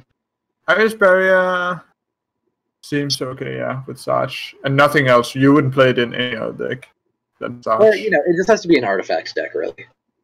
And even like if you use the new general, I think you try to rely on his ability to not destroy your artifacts rather than rely on Iris Barrier. So you would rather have other synergies in there, where Saj is all about hitting big minions to gain board control. So I think Iris Barrier is really good in Saj. Yeah, that's fair. And even like. I think you could see more cryptographers in Saj with this. Yeah, no, because Saj's ability is actually very good if she didn't. Yeah, if you double crypto, you can kill anything with 8 or less health. So the big thing is that you don't have to tank the whatever. That doesn't cost 6 to play double crypto, double BBS. Yeah. If you double Saj's BBS, does it just quadruple? Yeah, but also Frenzy, like off of Zephyr plus BBS. Like, I don't know, this card makes Saj better, and it's good for the game, I think. Yeah. To, make all the generals more playable. I like this card, but and power level wise, I think it's I think it might be pretty good, yeah. I guess. Yep. Yeah. Skippy. Skypey. This is such a weird common. Yeah. It gives you access to legendaries. If you play it against Vanguard, you're gonna have a bad time. Nah, dude, you want to dredge all the time. Yeah, get that dredger. Yeah, dude. Or Twilight Reiki. No, a legendary artifact. Oh, artifact. Oh. Yeah. That's why Vanguard is so bad. Okay. So you want to play Skippy against Lionar, I guess. Yeah, pretty much. Also getting Arclight or Donzai. Or Force Field. Yeah. Oh, right, that's also. Yeah, that's also there. But I guess you get it into your action bar, so if it's too expensive, like the Force Field one, it might still be a problem. I think this card is pretty good. It's a free that draws you a card, so yeah. Exactly, and the card that it draws, like, usually will not be bad, right? Yeah, and it might be broken because it gives you some synergies that you don't have in deck, usually. No, I think this card is very good. Yeah. Not to mention all the Grincher memes that you can do. Yeah. And it's more Dying Wish things. And it's more Dying Wish things. Because why not? Oh, so we can play more Corpse Combustion. Yeah, exactly. Yeah. Which is never going to be good. Oh no, we can replace it back into the deck and get it with Ostrix. Oh shit! Oh! Heck, you're a genius! Oh man. Yeah, okay, triple Skippy it is. Yeah, triple Skippy. Skippy's my favorite dog. Okay, Skippy is pretty cool. Yeah, alright. Well, but what about Simulacra Obelisk? I'll leave Hacker to do the talking for this one. Alright, so I've played a lot of Structure Vet. I don't think this card is good in the Structure Vet deck that I play, because it's very kind of, aggro focused. I want to be playing structures in their face, and playing a build doesn't go with that game plan. I think but you could say that if you have all the other structures, is he really gonna care about this one more than the ones that are currently hitting him in the face? No, it's true, but at the same time, this one isn't hitting him in the face, and that's my problem. Yeah, I guess so. Other decks go more over the top than this card, but I think if a true control Vitruvian is ever established, I think that this card is pretty good inevitability that you can just get out on turn 3 and then use it as your win condition as long as you aren't playing against like Magmar with something with Plasma Storm or something. Because it's very hard to go into a field of like structures. Yeah. Like, you don't want to walk into one of those. And so if I can just sort of like hang out near my structures and remove all my opponent's threats, then I think this card is pretty good. Yeah. You can also reduce it with the Dervish guy. No, the Wind Slicer guy. Yeah, I guess my point about what I was saying earlier about the structures deck is that I don't think that this will be in a deck with Wind Slasher. I think this is in a deck where you play a 3-drop and then focus your game plan on killing the 3-drop propagate. Because they can't dispel the building effect, and so even if they dispel some of the obelisks, they will keep on building more of them. That's true. So. I do think that in general, like you have your own plan to build up an army of these guys, but your opponent's just going to be in the other side of the map. And the 4 mana has almost 10 HP and summons 3 dervishes every turn. Just feels that much better. It's like Trigon. Yeah. Huh? I guess. I think Trigon serve different purposes. Like I think because Simulacra is like a mid-range obelisk deck with Trigon, and you just sort of get overrun. The thing about Trigon is that's a card that you really want to play off of Wind Slicer or whatever. Because if you play it as a 3-drop, then it's just like, holy shit, how am I dealing with this 0/9? If I don't deal with it, then you can like play it in their face because it doesn't die. And then if they don't deal with it, it kills them. Like, I've gotten multiple turn 2 or 3 kills off of Trigon Obelisks. Yeah. In this counter. Or maybe 3 I see what you're getting. This is another deck. Yeah, Trigon is a very good aggressive big obelisk. I think this is very good, or at least has potential to be a pretty decent control big obelisk. Yeah, I don't really know how I feel about top decking this card, like late in the game. Yeah. It seems if bad, you have but it falls, also seems like not the best. That bad. It seems like the best place for it. I don't know. I will say it does seem like a pretty decent card to get off Monolithic Division. We'll be talking about that card. Yeah, Monolithic Division Monolithic Vision is my favorite card in the set. I think. Okay, Actually, I can't remember what that is, but we'll get to that. Yeah, I guess. We'll get to that soon. All right. Okay. Baron Shrike. It's a guy with wings that cannot fly. It's like it's Scarab 4 through 6, I guess. I don't know. It seems very similar to Scarab to me. Yeah, that's true. It's a Scarab that's 4 through 6 in a deck or in a meta that doesn't play Scarab. Yeah, so I don't know how much value it has. No, this card is really bad. Like all of the other build cards, this one saves you 1 mana compared to Scarab, right? And all of the other build cards saves you more, like 2 or 3 mana for that effort. So it seems like this is just bad. Yeah. No, I don't have much to say about this card. I don't think it's very good. No. Okay. All right. Lost in the desert. All I want to say is one word. Pado. You're not wrong. I will say it's kind of hard to separate enemies from other enemies because it's not like an enemy general thing. It's not like Decimate. And once again, Pado cannot be comboed with it like we were talking about when we were streaming. Like you can't go Pado into this. You need like Adjudicator or whatchamacallit. Ghost links every time. Oh yeah, Ghost links.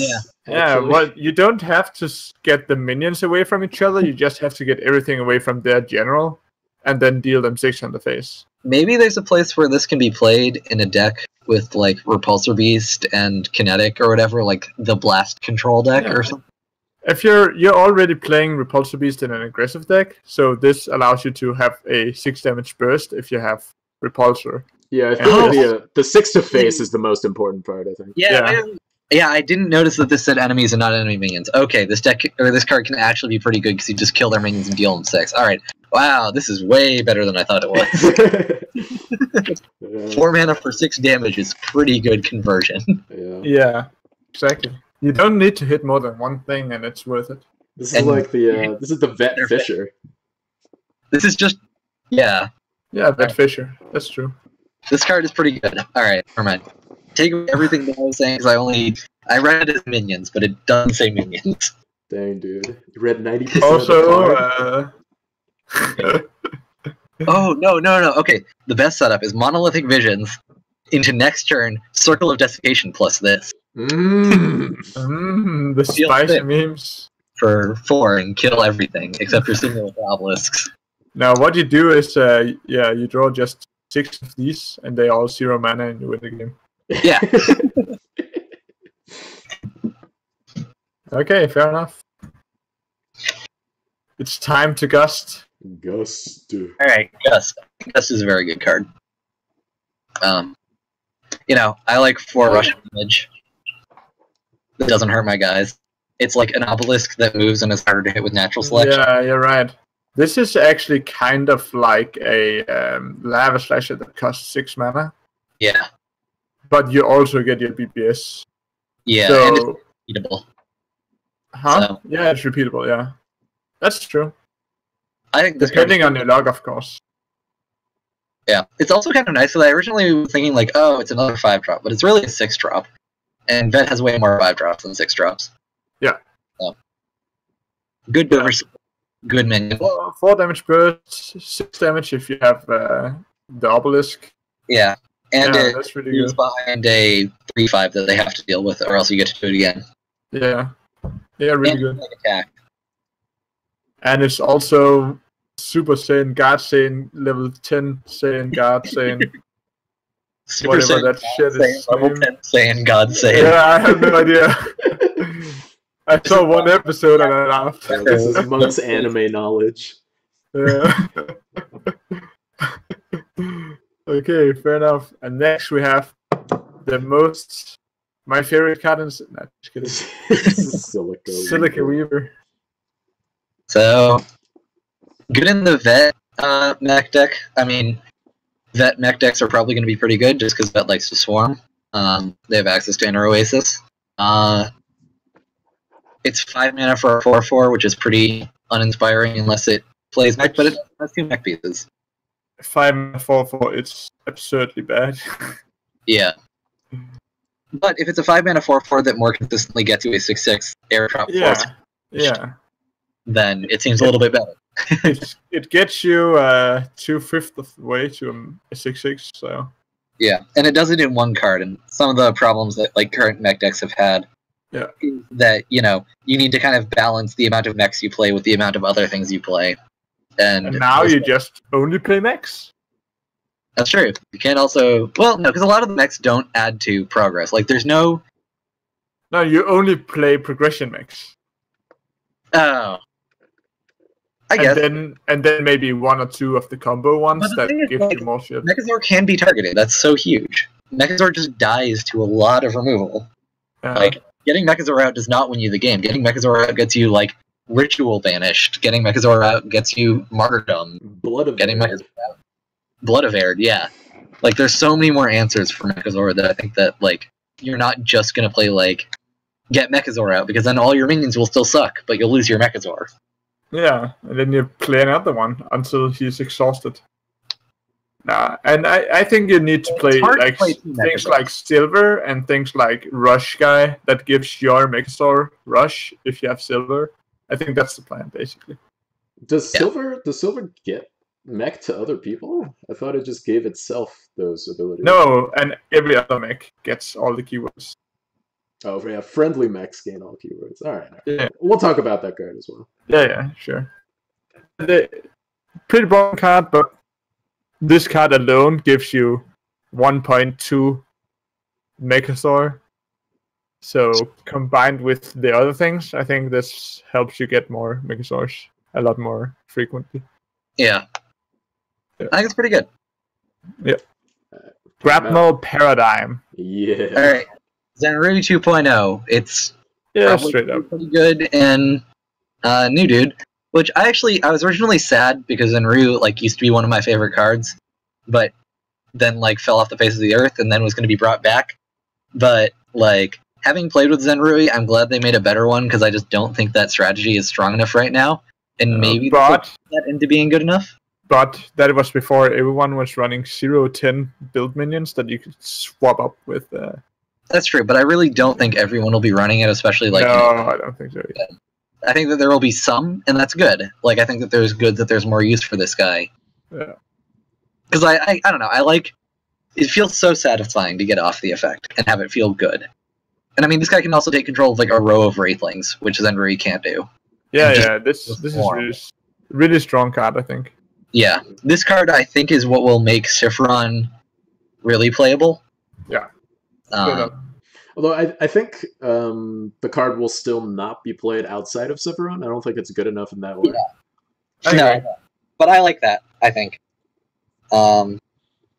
Yeah. Terrible. Also, it has a hot name.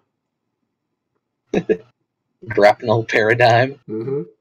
Yeah, it's because it's paradigm shift in the game. They remove the old Grapnel Paradigm completely out of the game.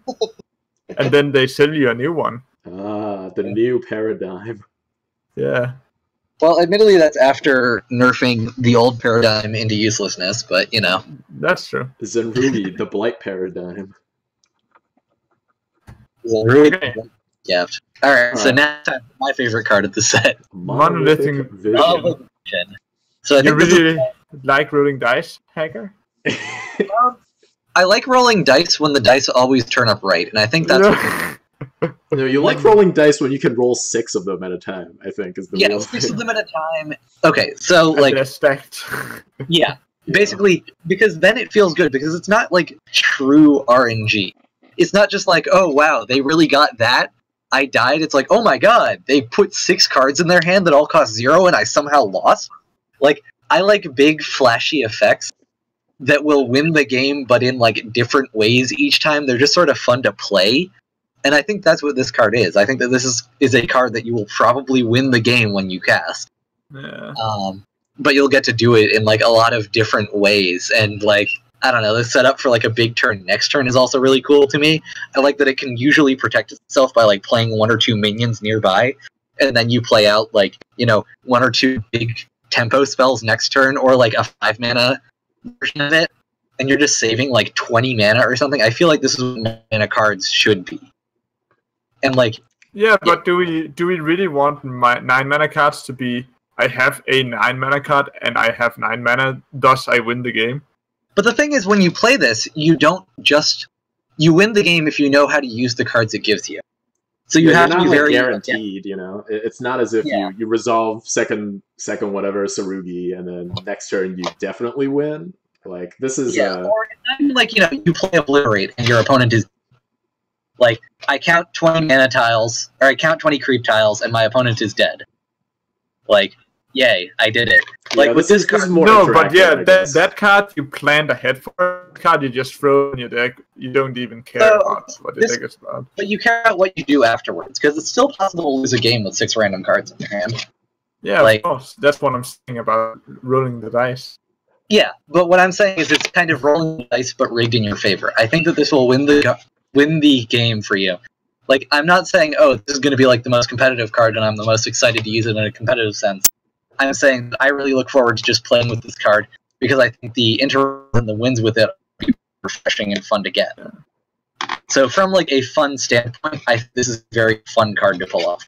Huh. And I think it's good enough that it will see play and can be played. It isn't just like terrible.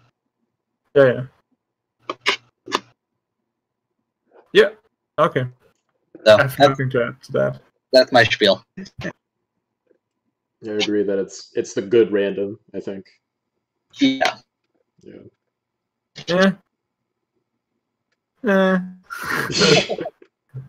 It's okay if we disagree with.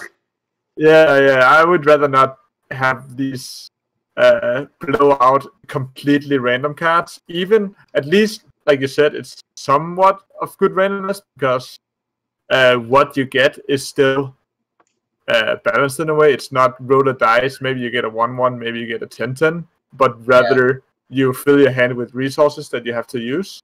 Yeah. But which resources you get because of the mana reduction can vary a lot. Like if you get a 1 mana card, it's obviously worse than a 4 mana card.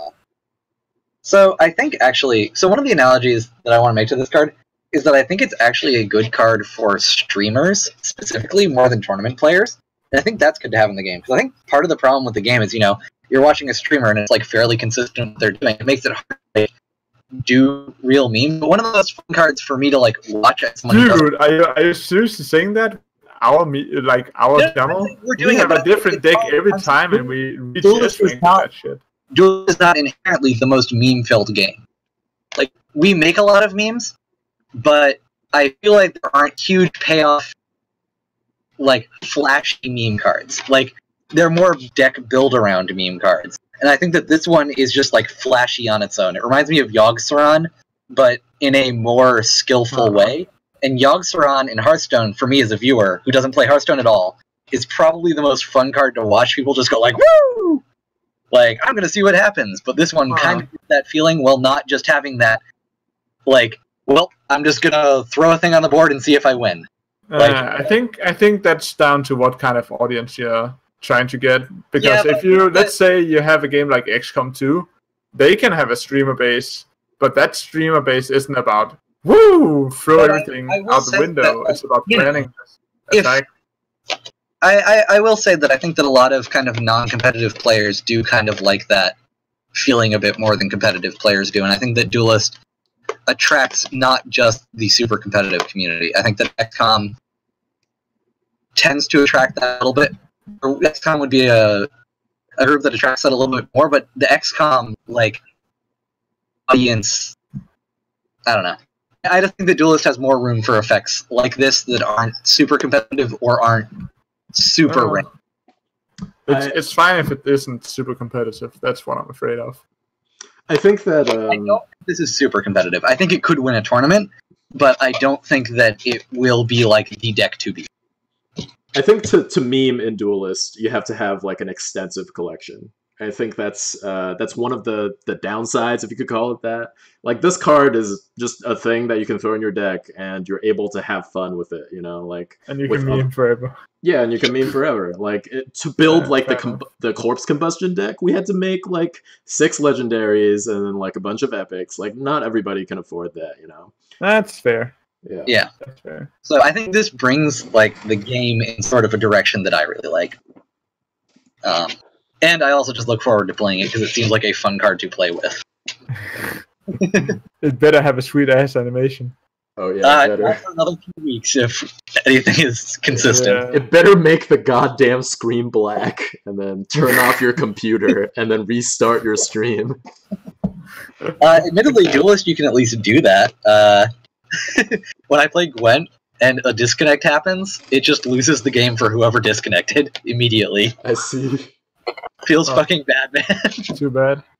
Yeah, it's just like, there was a connection problem. You either win or lose. Alright. And that also happens in tournaments, which feels really fucking bad. But then I come back to Duelyst. Yeah. So it's time for nightmares. Alright. Nightmare Operant. Move from one nightmare to another. Both of which make for pretty good memes. Yeah.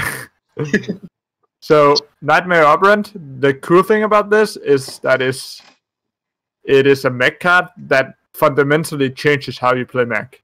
Yes. The sucky thing about this card is that it increases luck significantly, because if you get the Mechasaur by random chance of draw, you're far ahead, but if you don't, you did nothing. So it increases the luck of each draw, like how much luck influences your game. But I think the most interesting way to build Nightmare Operant decks is with things like Deceptibot and like Replicant. You like play things that are mechs, but reduce the number of cards in your deck, and then you use Nekomata and things like that to make sure that you draw out all the mechs in your deck, and then you play guaranteed Mechasaurs. Yeah. Yeah, okay. Yeah. That makes sense.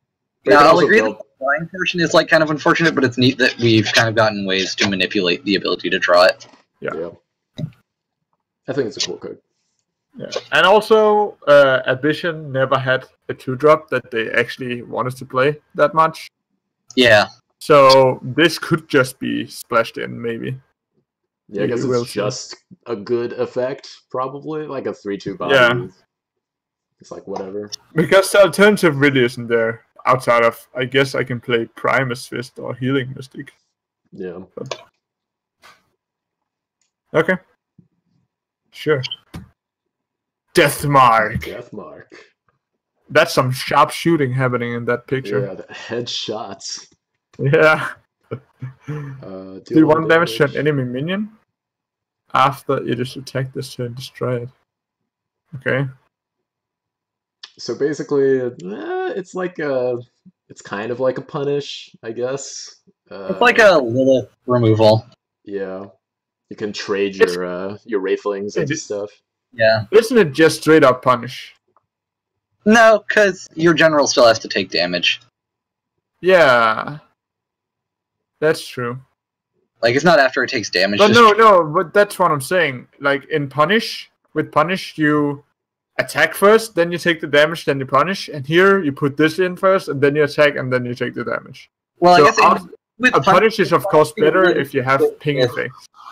I think the fact that you have to, like, or you can just use Punish plus cast BBS to clear something, makes Punish a different card than this, and makes it a better card. Like, I don't know.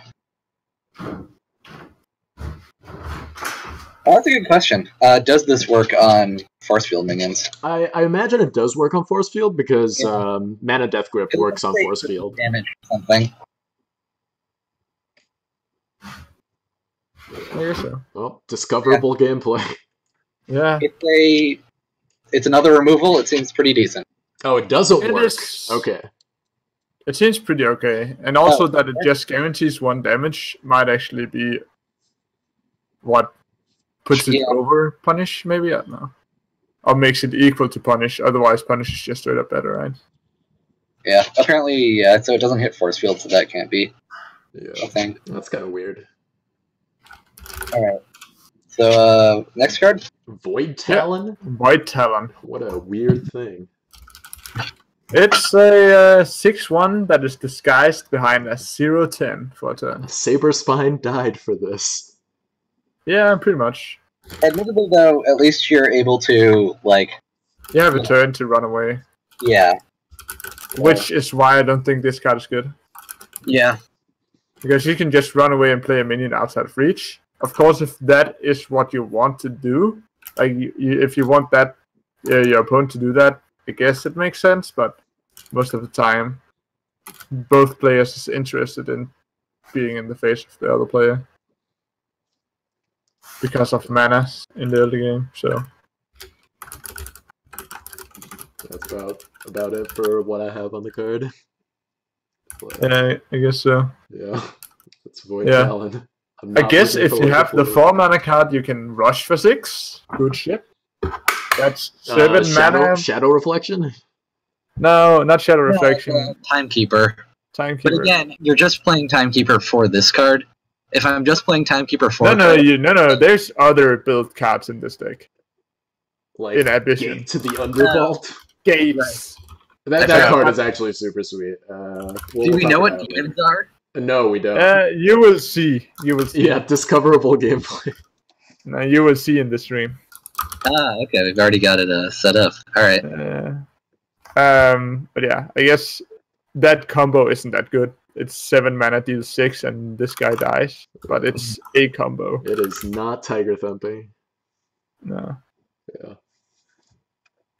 Yeah. Right. Invest. Wow. So this card's really weird, but kind of funny. Yeah. Kind of funny. It seems kind of awkward just because it relies on what your opponent is doing and because Mantra is a thing, and this card is really bad against Mantra. Yeah, pretty much. Like, could be good as like a sideboard card in tournaments, but I don't think it's great as a ladder card. Yeah, it doesn't affect the board at all. You can play Komodo Hunter, and that is true. But it's still not great. Yeah, we could play Spriggan and see what happens. Yeah, that's true. Blue's just talking about the Spriggan. Oh, I see. That's 9 mana combo. Yeah. But that's... I guess you kill a bunch of dudes. No, you kill 1 dude. And deal 2 damage. Yeah, like you have to trigger it on the turn you cast it, otherwise your opponent will never let you resolve it. You know? Yeah. But then you trigger it onto 2 other things, and those things will just try to play around it also. Yeah.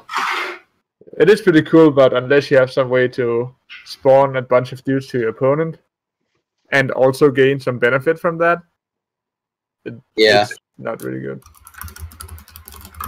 So no, this seems really weird, but really cool, I guess. Alright. Yeah. Next card. Horrific Visage. Or Visage, I don't know. Give all enemy minions -3 attack until your next turn. Combos with Zenrui. Combos with the Knight, bitch. Assassin, Night Story Assassin? Oh, I think. Night Story Assassin. That's true. And also, it just means that you can hit all the things, and they cannot hit you back. Yeah, it's nice that they can't hit on the on their turn either. Yeah, it's the Lionel one that reduces it. Yeah. Yeah. I don't know. It draws a few too many parallels to what's it called? The other Abyssian card that like backs 3 attack and like gives it to your guys. Dang, Stooks with the memes in the chat right now. Jesus. Huh? Who? Stooks. He's like invest. I guess. That's a quality meme. Yeah. Horrific Visage. I don't know if this is gonna see play. Yeah. I don't really think so. Who's typing like a madman? That's Dalboz, I think. That's not me, actually. Wait, is it Henry? And there comes the mute button. Oh, I see.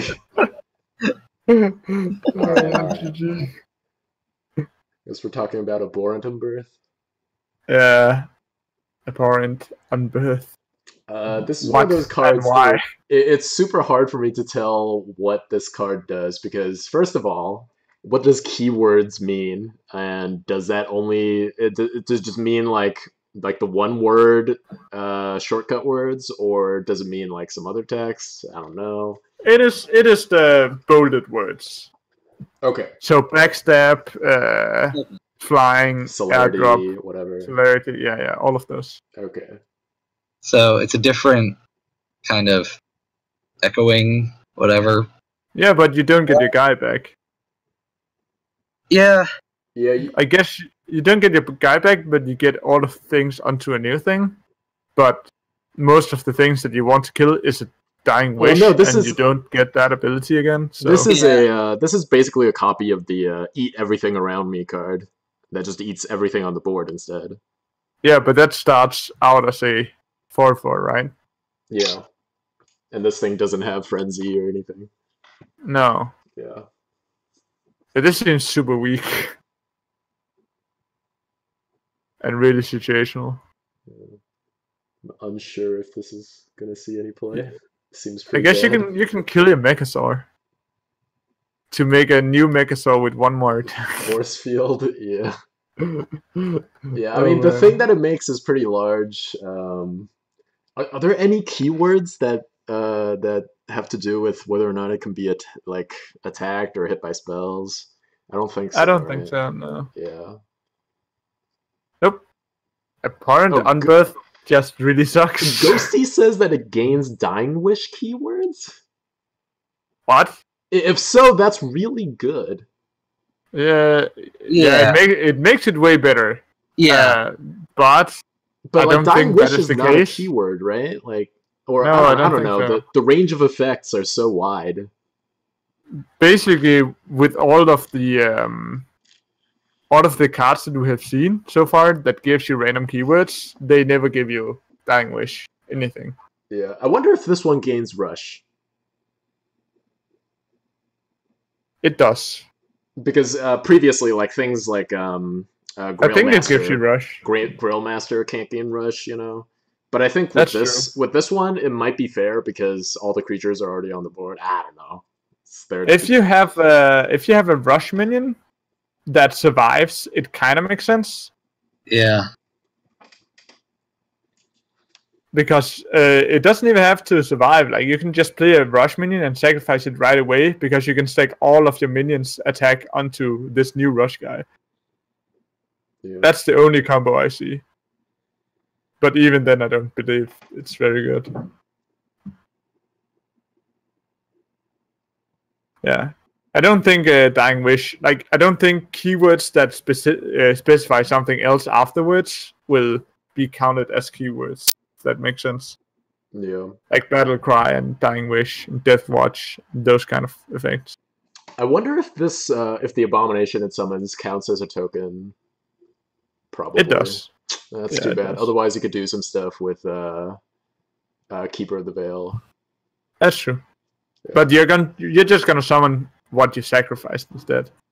Oh yeah, that's true. You would have to like only sacrifice Wraithlings or something. Yeah, that's pretty bad. Yeah, it doesn't seem like this card is... Actually, never mind, because it's a 1/1. I was going to say it dodges what I was talking about earlier where it can't be dispelled, but it's a 1/1 Abomination that gains the attack. Yeah, this also dies to Chromatic Cold.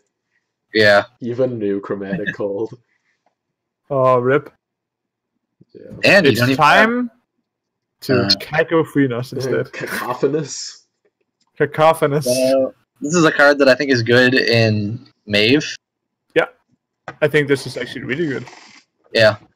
Because it's 5 mana, like worst scenario, it's a 5 mana removal. And the positive side is that you can proactively play it.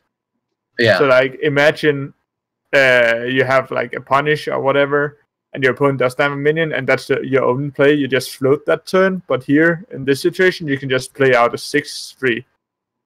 Yeah, I think that's the best situation, right? Like the worst situation is it's a 6/3 vanilla for 4.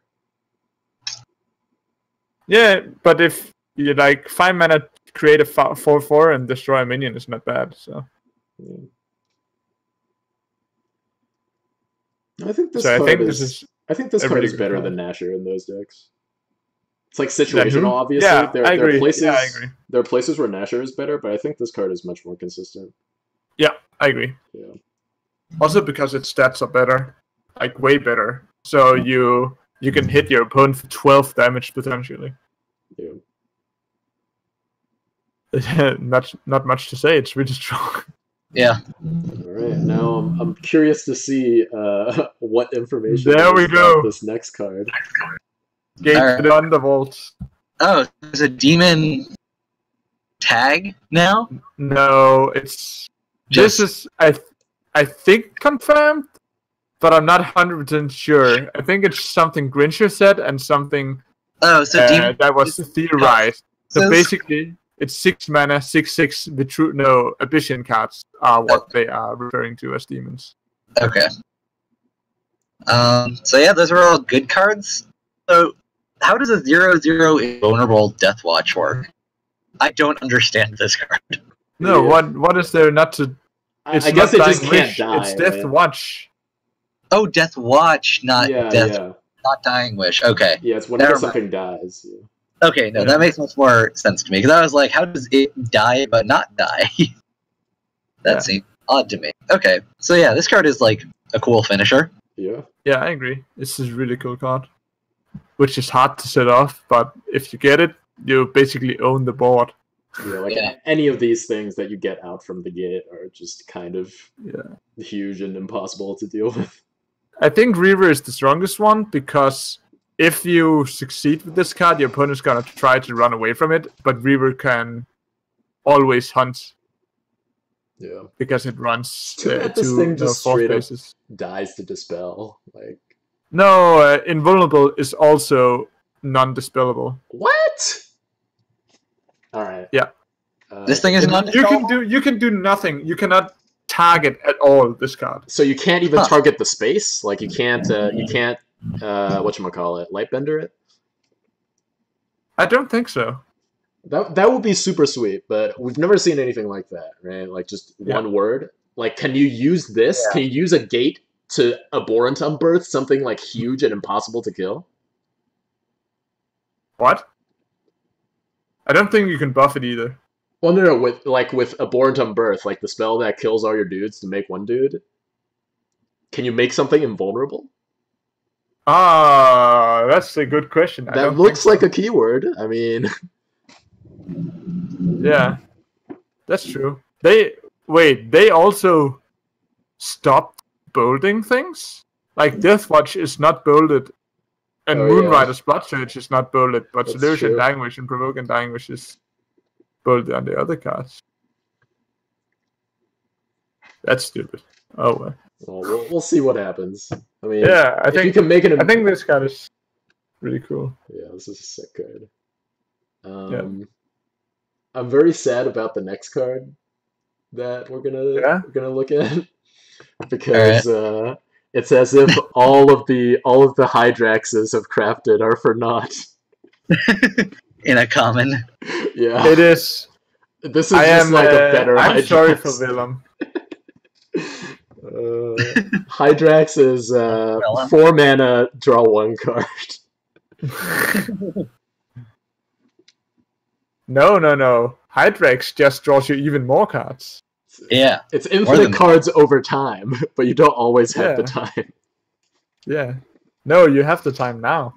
Oh, you I see. Instantly sacrifice a dude to draw even more cards to draw. Yeah, who needs 3 damage in face, draw 1 card when you can draw your entire deck? Well, I mean, I'll probably try this card in the pet deck. Maybe in place of Hydrax. We'll see what happens. But also, you can just revel in all of the tears of the velums. Of the Vellum Scry. No, I imagine Vellum Scry is talking about like the hide of a creature after you've killed it, because that's what Vellum is. There you go. Yeah, it's like a vivisection thing, you know. No, I don't study up on vivisection. I'm sorry. Oh, that's okay. Okay. I think this card is actually pretty good. Yeah. It's like a mini... Yeah, it's a draw engine for anyone who wants to trigger Dying Wishes. So. Yeah.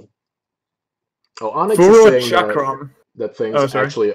Onyx is saying that things are actually bolded in-game, just not with these cards on their website. Okay. Yeah. That's nice. Furor Charm or Furor Chakram. This is like the Furor Chakram. The Skywind Glaive for Abyssian. Except it doesn't have to be nearby. Oh, yeah, that's it's true. everything, and it's Frenzy also. Yeah. And it's for a faction that spams a bunch of the jet.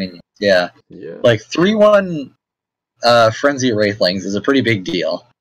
Yeah. Like, but again, if you don't have a board, then it does nothing. So, yeah, 5 mana. So, like, you know, I think it's worse than Soul Grimoire. I think the card itself is pretty okay.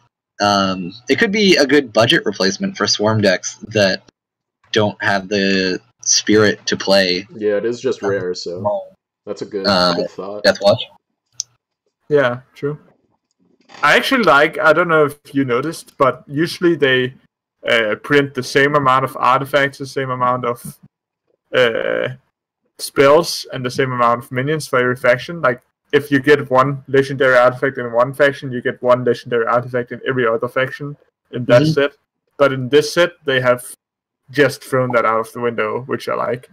So you can get like a rare artifact here and no artifact in Songhai or whatever. So that's pretty cool. Well, no, we got a rare artifact in Songhai. Yeah, we got a Hyogi. Did we? Yeah, draw card. Am I actually just wrong? Yeah, I think we just got a rare artifact for every faction. Oh shit. Sunbolt Pames, Ornate Hyogi, Sunbomb Pavis, Iris Barrier. Yeah, I think you're just wrong. Furor Chakram. Damn. I guess I'm just wrong. Called out. Just whatever I said.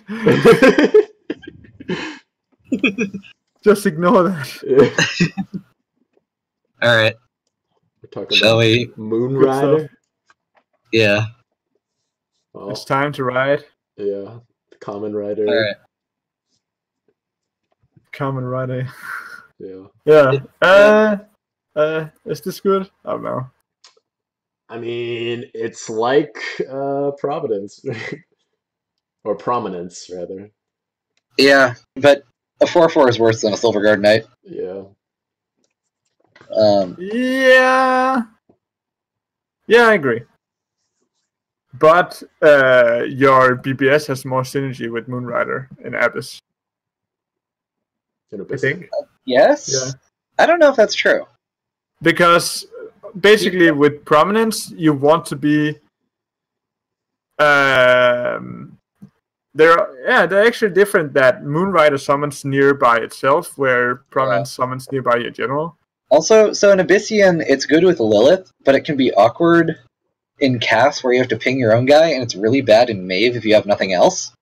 Like, playing these onto empty boards... That's true. 2 out of the 3 Lionar generals will be able to just proc Providence. That's true. Benefit. One of them will be able to proc it for nothing. In this one, playing this onto an empty board, one of them will always benefit. One of them playing on the empty board will just, like, detract. One of them can't play this onto an empty board. That's true. But in general, you are, like, if you play Lilith, you have Cryptographer in your deck already, so it's easy to fit in. No, I think this is, like, pretty good in Lilith, but it could be a little awkward, because what Lilith deck wants a 6-mana 6/6? It's like something we haven't... It's something we haven't played before, I think. Yeah, so, that's true. And it doesn't really fall into existing archetypes. It doesn't have Dying Wish. It's just, like, big dudes. So maybe it's just something to get off of the portal. Maybe to dilute it. like well, not even to dilute it, because it's a pretty good card to get off Portal, probably. I mean, maybe it isn't better than the other two, but maybe it is, like getting 10 power instead of 6. But, like, I think it's kind of like how Halo Bulwark was printed just for Titan, really. This could be printed just as, like, a thing to get out of portals. That might be the case. It's definitely much more playable than Halo Bulwark. Yeah. Yeah, not wrong. It's time to betray some people with betrayal. Get betrayed. Alright, so speaking of anti-Titan... yeah, this is some big pain coming in for Titan. This is Et tu, Brute with Titan. Yeah.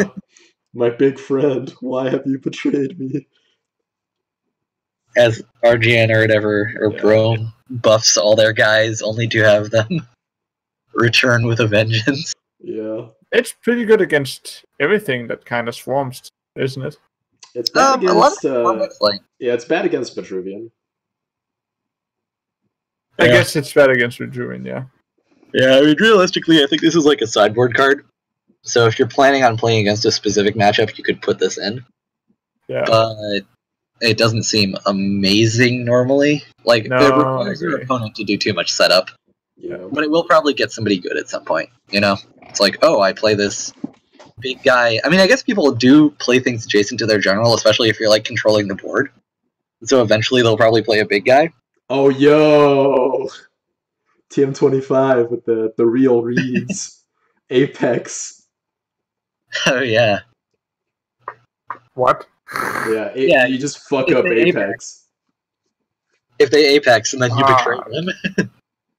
I haven't seen a single Apex deck in like 2 months. But the problem with that is that depending on if damage is done in single instances, usually when they Apex, they get a Kragon, and that gives them Force Field.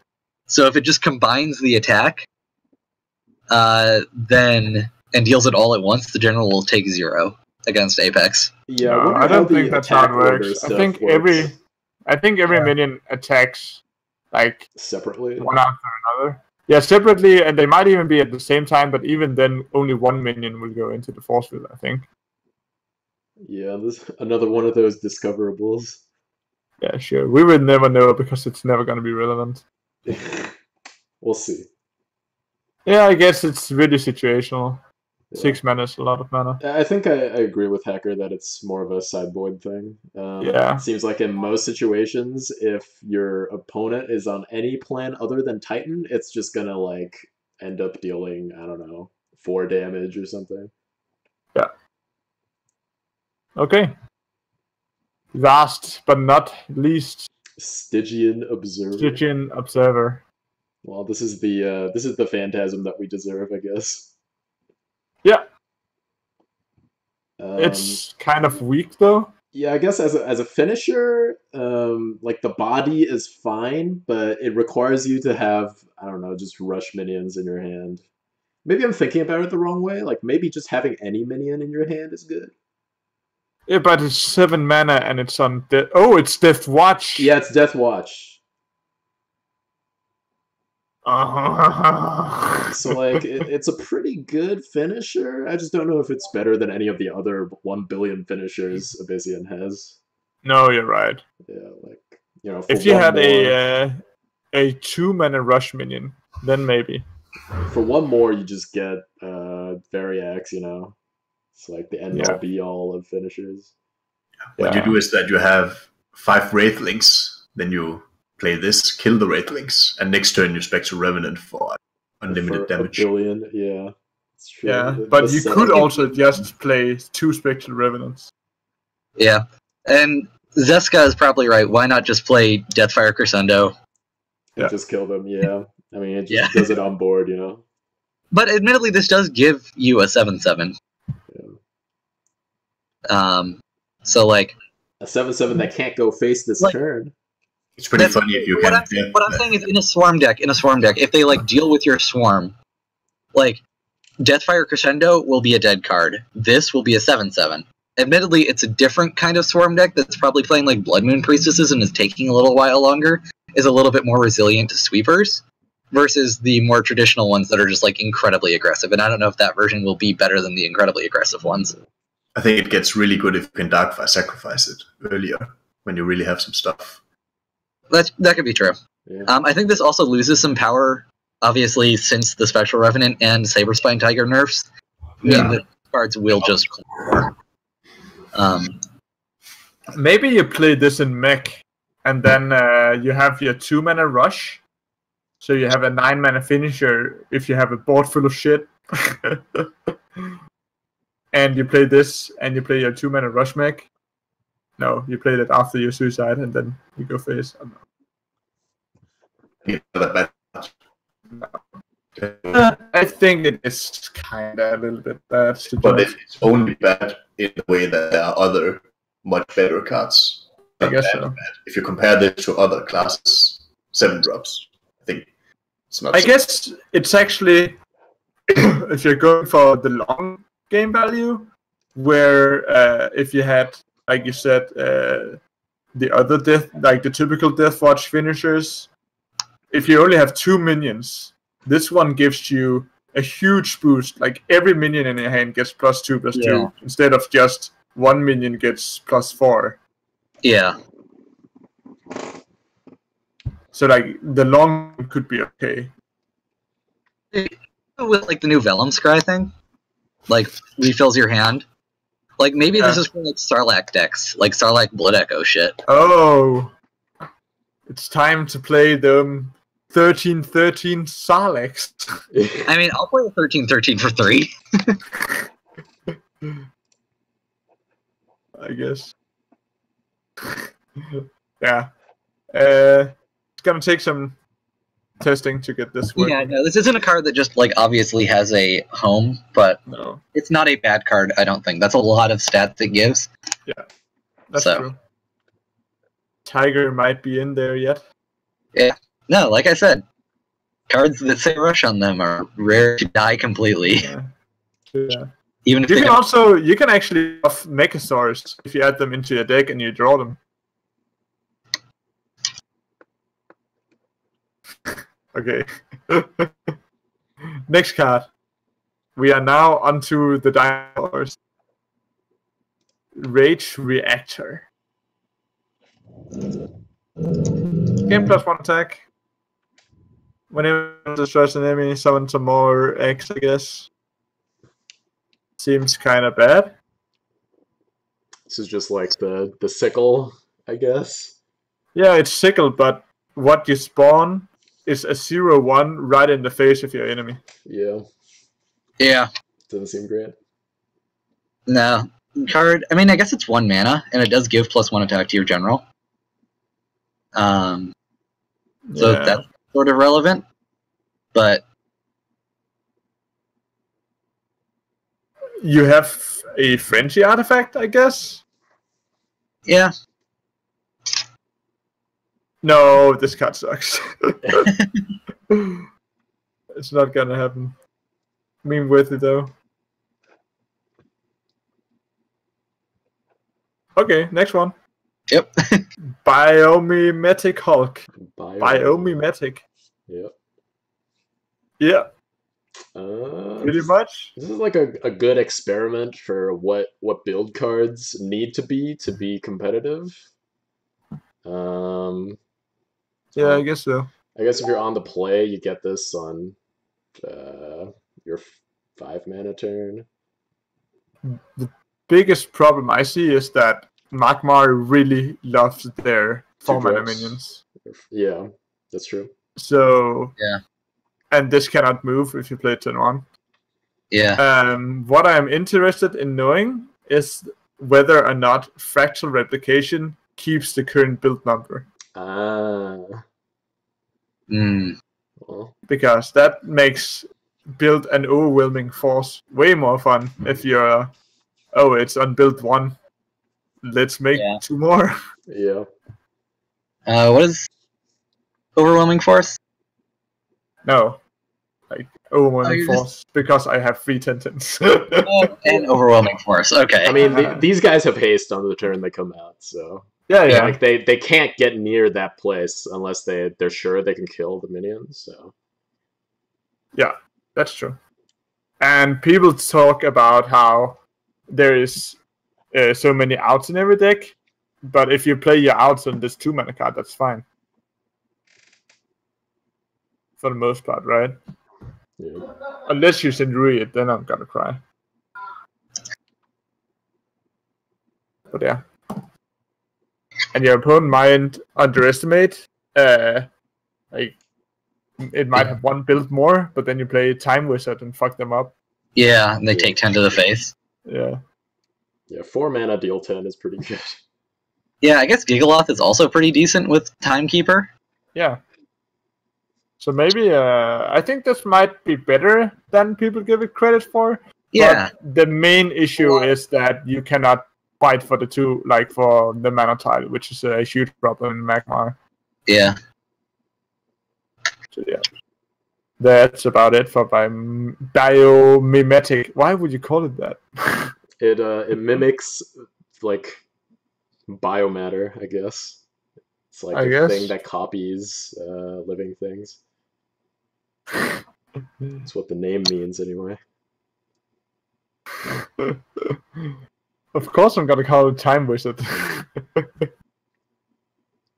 It progresses your shit into the future. Okay, Seismoid.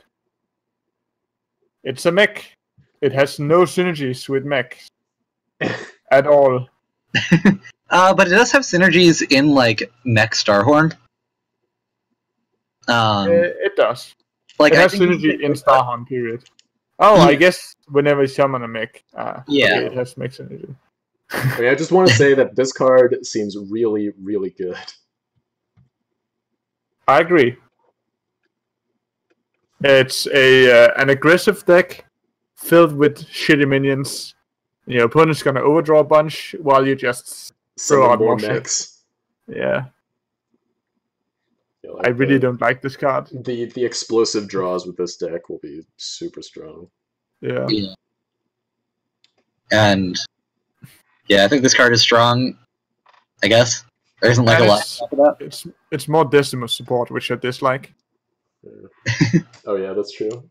Apparently, Sibin said when this card didn't die to Kujata, it was insane. So apparently, it started out oh shit! You could just Kujata and like go through your entire fucking deck and get multiple of them. Dang, dude. Yeah, that makes sense. Yeah, and now we're playing some inside baseball here with the secret Sibon Future League information.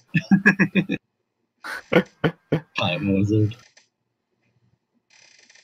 Yeah, it's super strong. I still think it's super strong. Yeah, I think Mech Starhorn, even with the changes, will still be really good because Starhorn is one of the only ones that can actually draw the raw number of cards, especially with this, to complete 2 mechs. Yeah. So I think that deck is going to be really good. Yeah. Oh. Embryonic there we go. Insight. So much insight. Yeah. From this unborn child. Dang. So wise. Well, I guess the theme of the set is everybody gets their divinations, so everybody gets to draw 2 cards. Yeah, you're not even wrong. I think isn't there a draw card for every faction? Yeah. Yeah, there is. There is a draw card for every faction in this set. Card's good when you can just make a Ripper Egg. Yeah, it's okay. I think this card is good in the deck that I was sort of mid-range control-ish Ripper. The less like burst combo oriented thing, because like Ragnarok is actually a pretty good gauntlet general, which I kind of take meaning that, you know, their BBS can support them into the late game. And especially in mirrors where I've been playing Vath against Ragnarok, it's kind of been like, fuck, I can't get close to this guy. Like, because if I try and get close to them, then they're just like egg morph me and like kill me. And so like, you know, winning the mid-range game against something like Vath, which is traditionally very good there, means that I think that there is room for Ragnar to take more of a control stance than it currently does. Yeah. And Bleach, you are correct. Vanar is the only one who haven't received the draw card. Yeah, I was looking at that. Yeah. To see if it's... Hey, Essence Sculpt. Or Essence Sculpt. That draws a card. But yeah, I agree. Like mid-range control-ish Nora with this card is pretty good.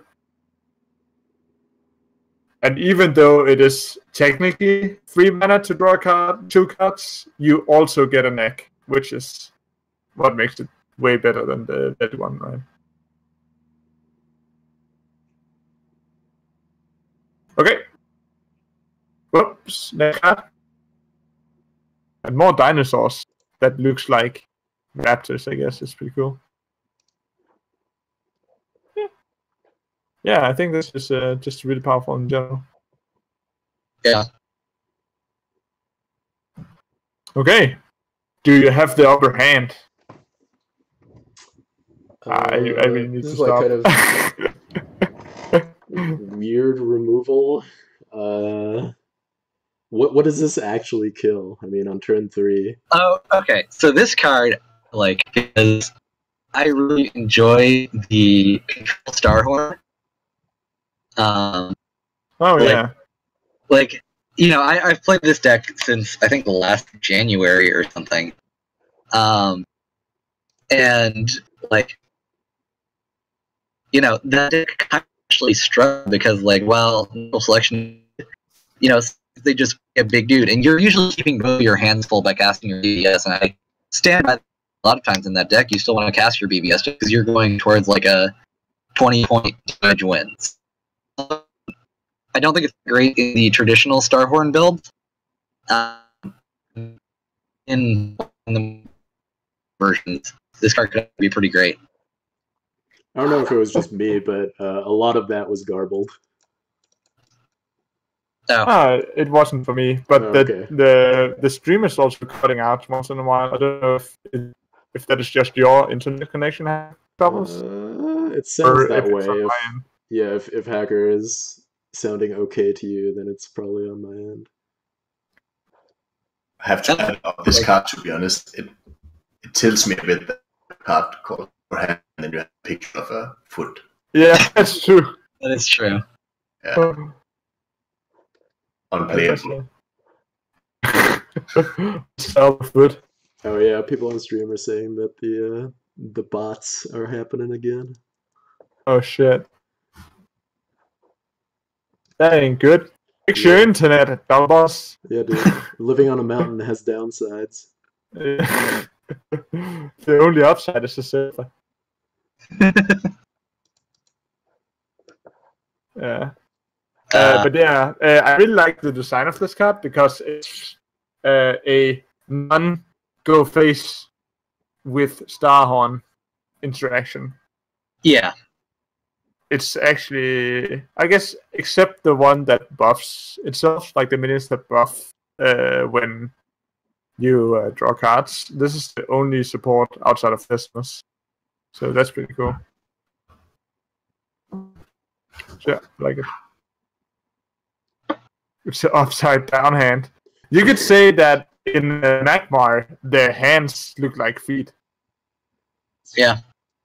Right? If they are walking on 4 legs, yeah. Yeah. Then their upper hand might be feet, I guess. Yeah. Foot. The upper foot. Know. Yeah. But a lot of the art doesn't make sense, so don't feel bad, Sippin.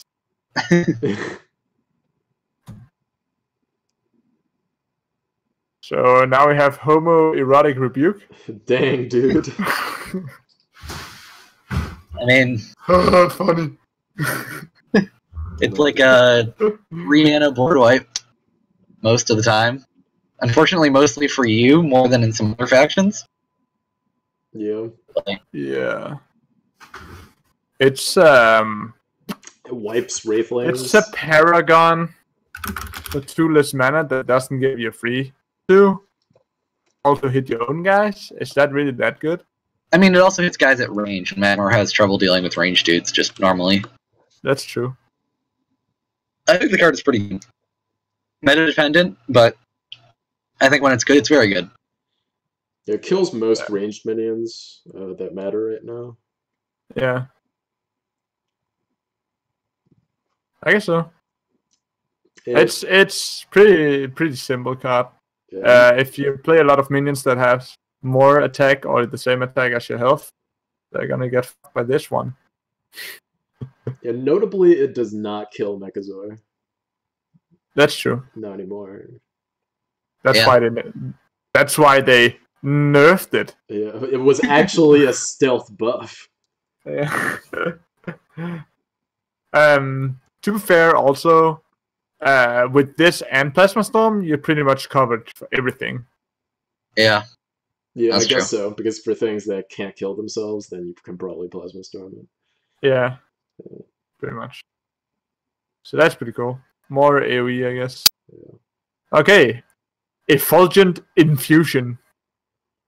I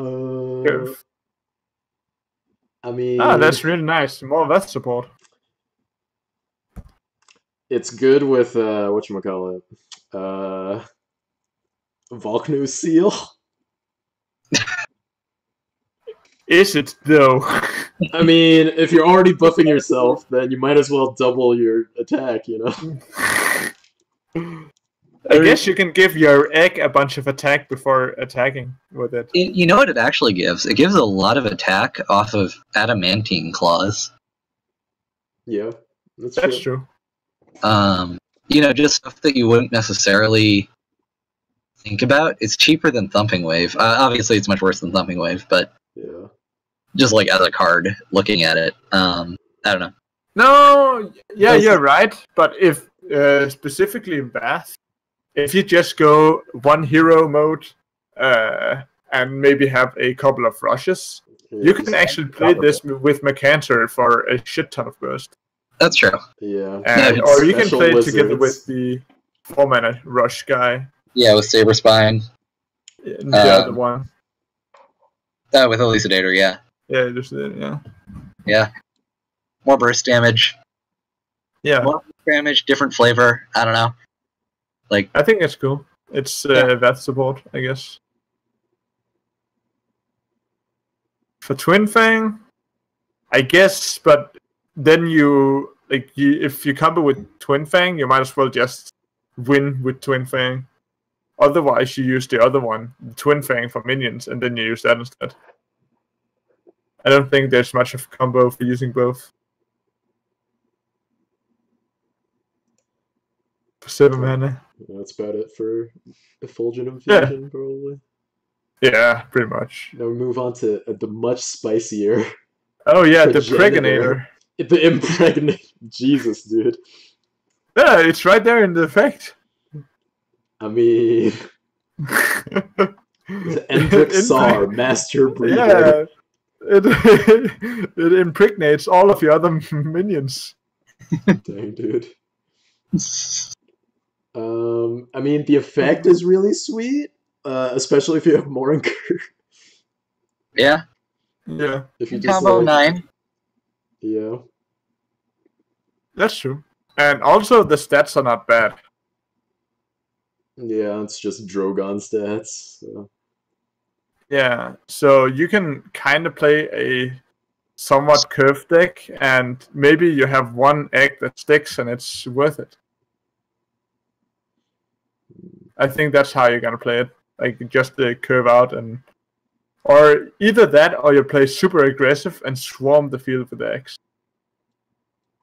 Yeah, I guess either way, you need minions to survive to play this card.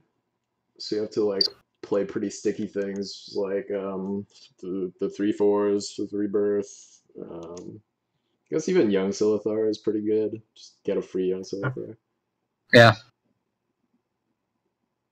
Yeah, and you have a lot of sticky things, so yeah. Yeah. All right, card seems good. It's yeah, also holding a Morinker. Morinker, the spear. Yeah, the spear mode. Yeah, pretty much. Or halberd mode, or whatever that is. Yeah, I guess it looks like a spear. Axe? I guess. Gigaloth. All right. So Wait, this is the other. My thing isn't moving. There we go. Now we're Gigaloth. And now we keep laughing. So yeah, this is the other build card in Magmar, and I actually think this card is like pretty solid. Outside of the anti-synergy that you can't play Plasma Storm with build dudes, like, or Natural Selection, which is real. Like, the card itself, I think, is quite strong. Yeah. Oh man, I really want to copy these build minions. Yeah, right? Yeah, copy Gigaloth, you get 2 other 7/7s and you attack, now you have 2 other 10/10s. Yeah. Yeah, pretty much. Or you can throw down some 0 mana 6 also now while you're at it and buff those all. That's your eggs? Yeah, buff your fish. Yeah, that's true. Yeah, Gigaloth is actually the dreadnought that we deserve. Yeah. How does that actually work if you summon a build minion through a like a special summon method, like from a graveyard or whatever? We don't know. It's discoverable. It's discoverable, I guess. Because that actually means that you could have 2 drops in your Korolov deck. No, in your whatever. What's the 3/4 that summons the dude? Keeper. Yeah, Keeper deck. Keeper of the Veil. Yeah. The question is whether or not you Keeper a 0/10 or you Keeper a 7/7. Yeah, 7/7 right away. Yeah, I've got no idea. I think for how does Keeper interact with the Sentinels? I don't know. That's a good question. Yeah, I don't think I've. But you can do Keeper. Yeah. I guess whatever dies is what you get, maybe. So if it dies while it is building, you get a building minion back, and if it dies after... Can you even get back a Sentinel thing, because does it count as a token? Like, do buildings count as tokens? Oh, maybe. Yeah, that might be. That might be. Yeah, that's pretty interesting. Yeah, but I don't know. People also like really shiny, and I like that, like all the reflections on it. But is it good though? Is it good? I think it's decent. Okay, it's 4 mana, do nothing for 2 turns, but then get the power. Well, it's like do nothing for 1 turn, really, because it gets rush. So it's not do nothing for 2 turns. That's true. That's true. Yeah, I guess so. You just play this and run into the corner with Decimus, and what are they gonna do? Not even like, if you want to do like Ragnora shit, you just like run into the corner with like your kind of beefy egg minions and like for your buildings to become 10/10s and 7/7s, and then run away from you. And then you can buff your buildings also. Like, how are they gonna deal with the 3/13? I guess that's a good question if they're like structures, because like structures you can't bad attack to. Oh, that's true. That's true. Okay. Yeah. Yeah, cool card. Pupa Bomb. Oh, last thing on Gigaloth is that if Cyphreon, like Grapnel paradigm, is like a big thing, that probably build is just going to be miserable. Yeah, so. If they just grab them. Although I guess... okay, so Gibbons says that we bring the minion back, but do we bring it back and then it starts building? Well, no, or do we bring it back finished? Yeah, you can only bring it back finished. Yeah, I think that's what he's saying. Yeah, he's saying that That's pretty cool, though. Yeah, that's really nice. All right, so Pupa Bomb, though. Yeah. Yeah. I think I don't think Ragnora. this is good. I think with everything else, it might just be too difficult to get value. Okay. Actually, I don't know. It seems pretty good with just like small rebirth minions. Like if you have just a young Silithar walking around, like people don't usually want to hit it if they can't kill it. So you can kind of position it correctly, and then you just like hit something and then explode the egg. That seems like good value. Yeah. But I don't like the fact that you sacrifice an egg. Yeah. Yeah. It's like a big class. I mean, the card is like decent. I don't know. It's not an auto-include to me. No. But it could be. It has potential to just be like way better than we're giving it credit for. I think generally you would just rather give 1 more mana and have the same effect, but have a 4/2 stick on the board afterwards and have more reach. Basically, the question isn't if you want that. The question is if you want more effects like that. You know, like you want 6 Mechantors, but 3 of them. I guess so. It's not like in place of Mechantor. But because of Mechantor, they play around Pooper Bomb also, so that's the problem. Yeah, but they come down at different times. Yeah. So with Flash, it's pretty much the same. They have to be playing around Flash Mechanics, right? That's true. Like I don't play around it if I don't think they have Flash. True. All right. Yeah, I don't think it's that powerful, but yeah. Yeah. Armada. Armada is a powerful card. Armada, my man! Why? Go away! Use those torpedoes to run to another country or some shit. So, yeah, I call this card Fixed Meltdown. Because I think this is what Meltdown should have been. Yeah. I'm willing to give it dual citizenship in Meltdown Town. I call this card Broken Meltdown. No, because it is Meltdown that also fucks your opponent every time. Well, no, because like the thing about Meltdown is you could play it just like on the back line and shoot them in the face. Now they can just play a shitty. They can put themselves or their minion in front. Yeah, you're right. You're right. They can manipulate it, as can you. Yeah, you're right. And so I don't actually think that this is like a more broken Meltdown. I think that this is like a Meltdown with playing counterplay. Yeah, I agree. It's the correct version of Meltdown. Yeah. And also another target for me to Fractal Replicate. Fractal Replication is the best card in game, don't get me wrong. Yeah, it's like one of them. I actually really like the Fractal Replication support that we're getting in this. Yeah, no, so do I. It's just 15 damage to the face, possibly. Yeah. You know, in reality, it's 20. Yeah. it's probably 25 because Wrath is bringing his attack up to 5. Nah, man, we Ragnar now, I'm telling you. Oh, yeah, true. It's a Ragnar Armada. Alright, so yeah, there's not much to say about Armada. You know, it's strong. It's balanced Meltdown with counterplay. Yep. And also you can control it, so you put it right in their face and shoot them when you summon it. Saurian Finality. What a weird-ass card. Cool.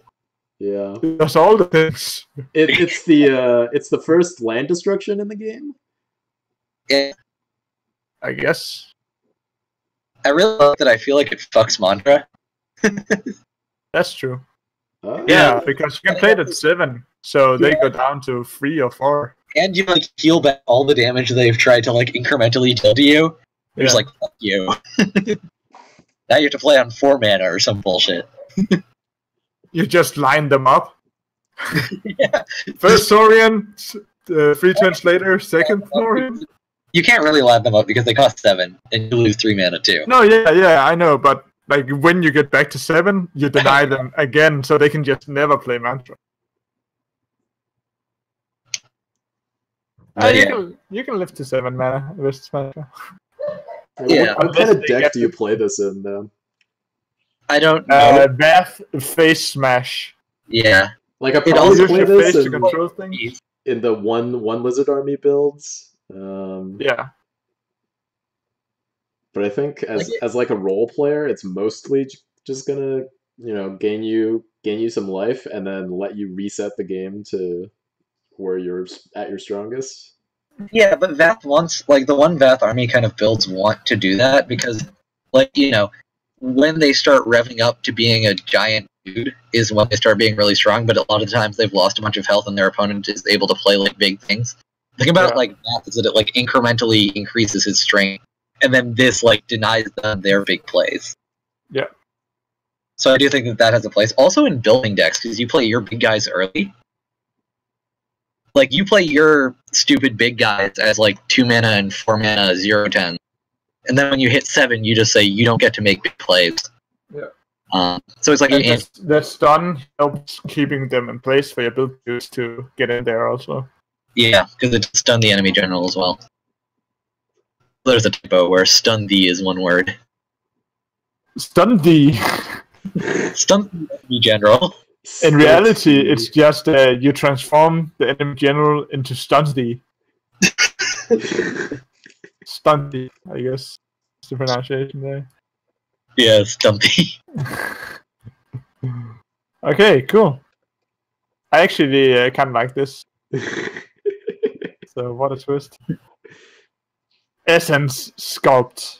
Now we're on to Vanguard. Yeah, now we have payoff cards for freezing dudes, I guess. Yeah, but you get random shit and you cannot freeze your own things. So it's like, I have no control, and also I'm spending 1 mana to replace this with a random thing. Well, you usually want to freeze you control it, but you don't know what you queue into when you build your deck. Yeah, but you usually want to freeze big dudes, you know, so like...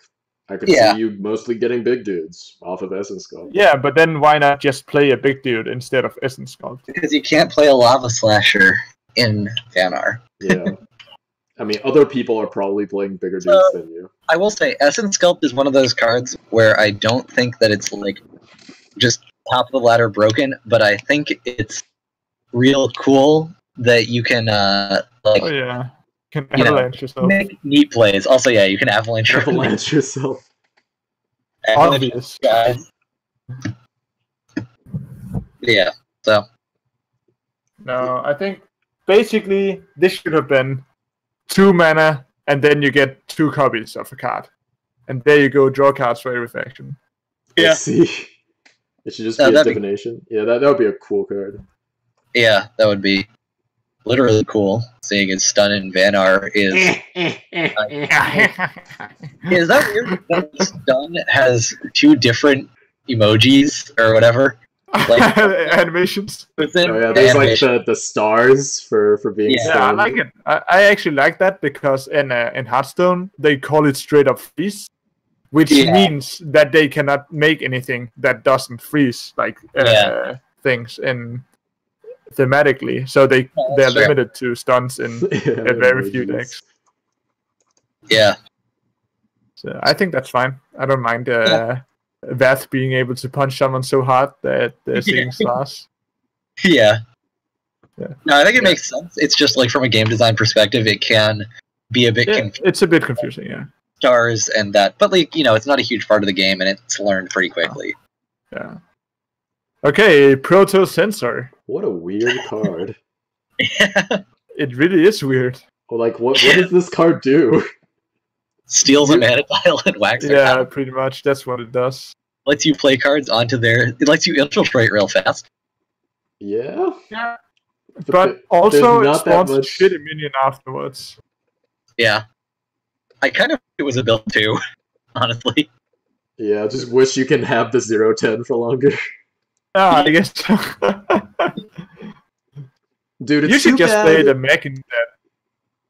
It's too bad that structures don't work with Winter's Wake.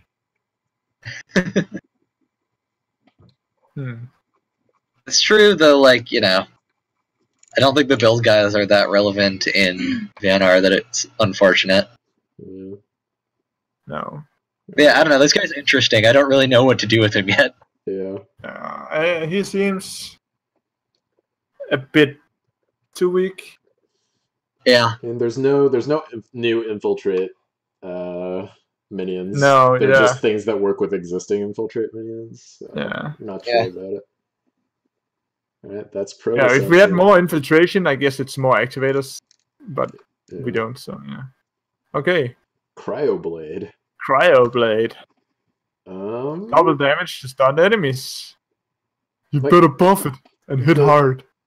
The best thing you can do is probably just like... Well, actually, no. You can hit their general if you just like Frigid Corona. Then it deals just 4, which is whatever. But you also have Wailing Overdrive. Yes, and in that case, you fuck shit up. Yeah, dude. Like, I don't think the card is great. I mean, it's probably okay in Ilena, but I don't see it being just like a staple. Oh, like, by the way, Wailing Overdrive is really good with the card we just covered. Oh, with Protestants. Oh, yeah, that's true. Yeah. Because you airdrop it right in the face and they can't deal with it, so... Yeah.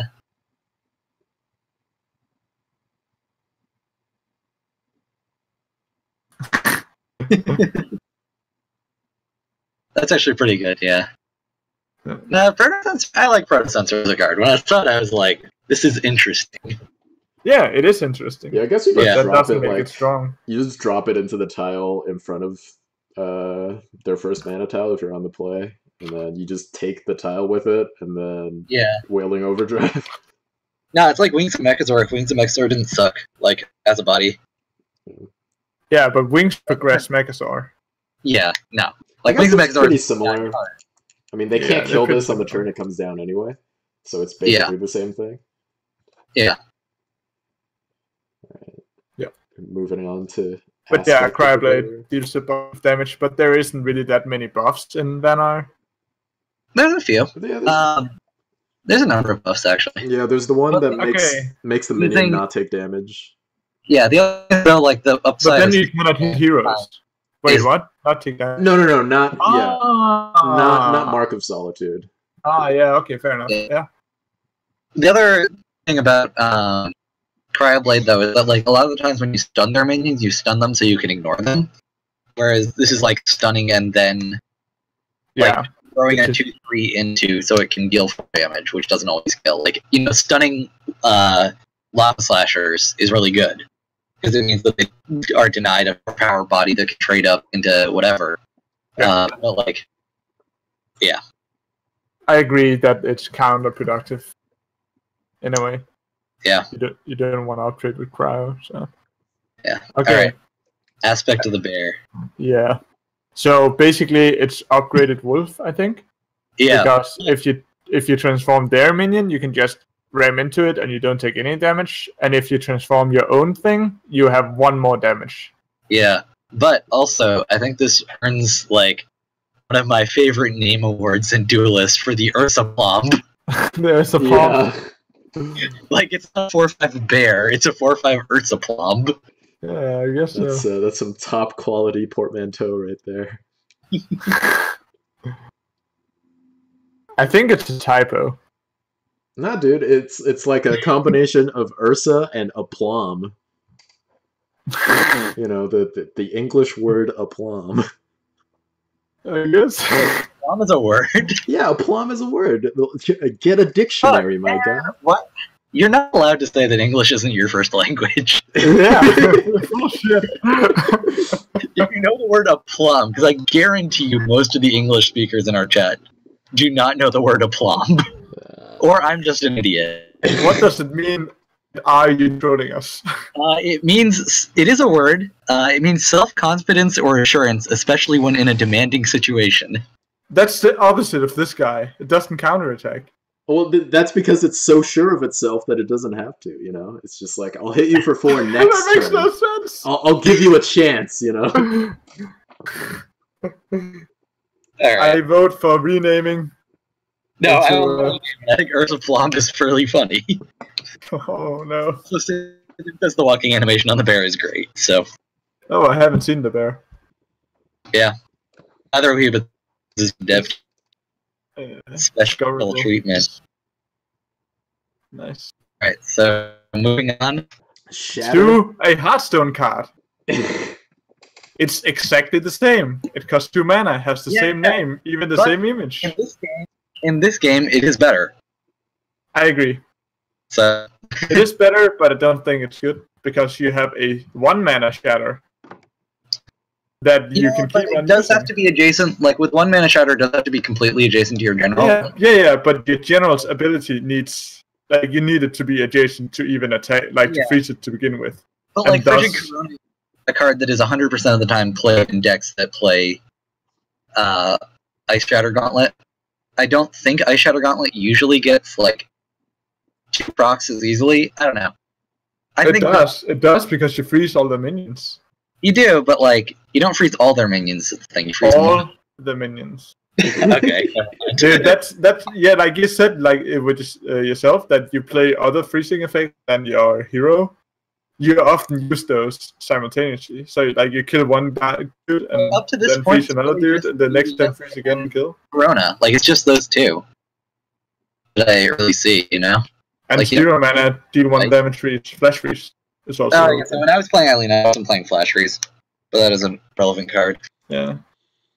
So in that situation, if you only play 1 other freeze effect outside of your general, that's even more reason not to play Shatter.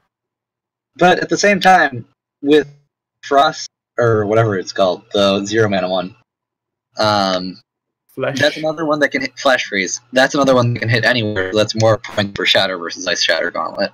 Yeah. So the thing that I realized with Elena is that very often you don't even care about destroying them. You just freeze while your minions go face. That's like the idea. No, that's sort of what I found too. Actually, the Ielena build that I was playing before the patch happens was like Mechazor Ielena, where I just like stun and like get time and throw my guys into their face. Yeah. Felt really good to not die to Lava Slashers. Yeah. They like play it and remove my 1/4 and then get stunned for the rest of the game. Yeah. This is whatever to me. So. Alright. Crystalline reinforcements. What a weird double the attack and health buffs of friendly minions. Seems like more most of the time. Kara, I guess. Yeah, but still. Yeah, like, unless you can deal a lot of damage with this. We're talking like Wailing Overdrive levels of damage. Yeah, and the thing about that is it's like a conditional card that requires another conditional card to have their condition already met. Yeah. I mean, what existing things can you use it with? Just like Wailing Overdrive, Frostfire, Kara. You could do it with things like Primus Fist. Oh yeah. Primus Fist. Yeah, you're right. There are a lot of things. It is a build around. I just don't know if it's slightly too conditional. Buffs are just very hard to build around. Yeah. Because you invest heavily in a few minions, and you need to have minions to use the buffs. And there is no banner general that can summon minions, so you always have something that you can put your buff on. Yeah. So not even you need a minion, and then you need a buff, and then you need crystalline reinforcements, and the payoff isn't that great. Okay, you get Wailing Overdrive for 1 less mana. Whoop-de-doo. So. Wailing Overdrive for 1 less mana is pretty good if you can actually get it to be that. Yeah, it is. But you could also just have other 3 mana thing that deals a lot of damage. I don't know. Yeah. All right. Yeah.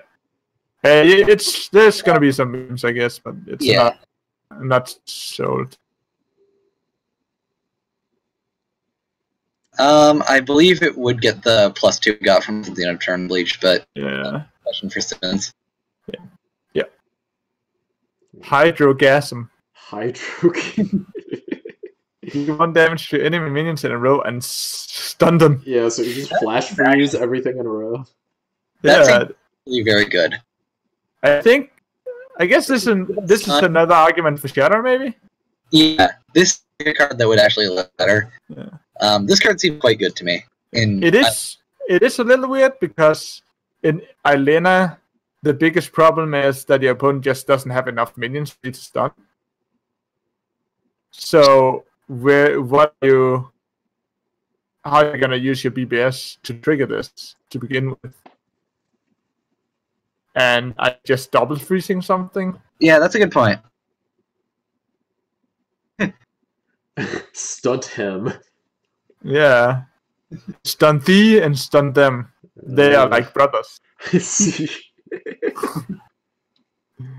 New Vesper Generals revealed. So maybe this is actually just Fae, and you run away and snipe everything that they send towards you with freezing lines while plugging away at their health with your BBS, I guess. That could all be.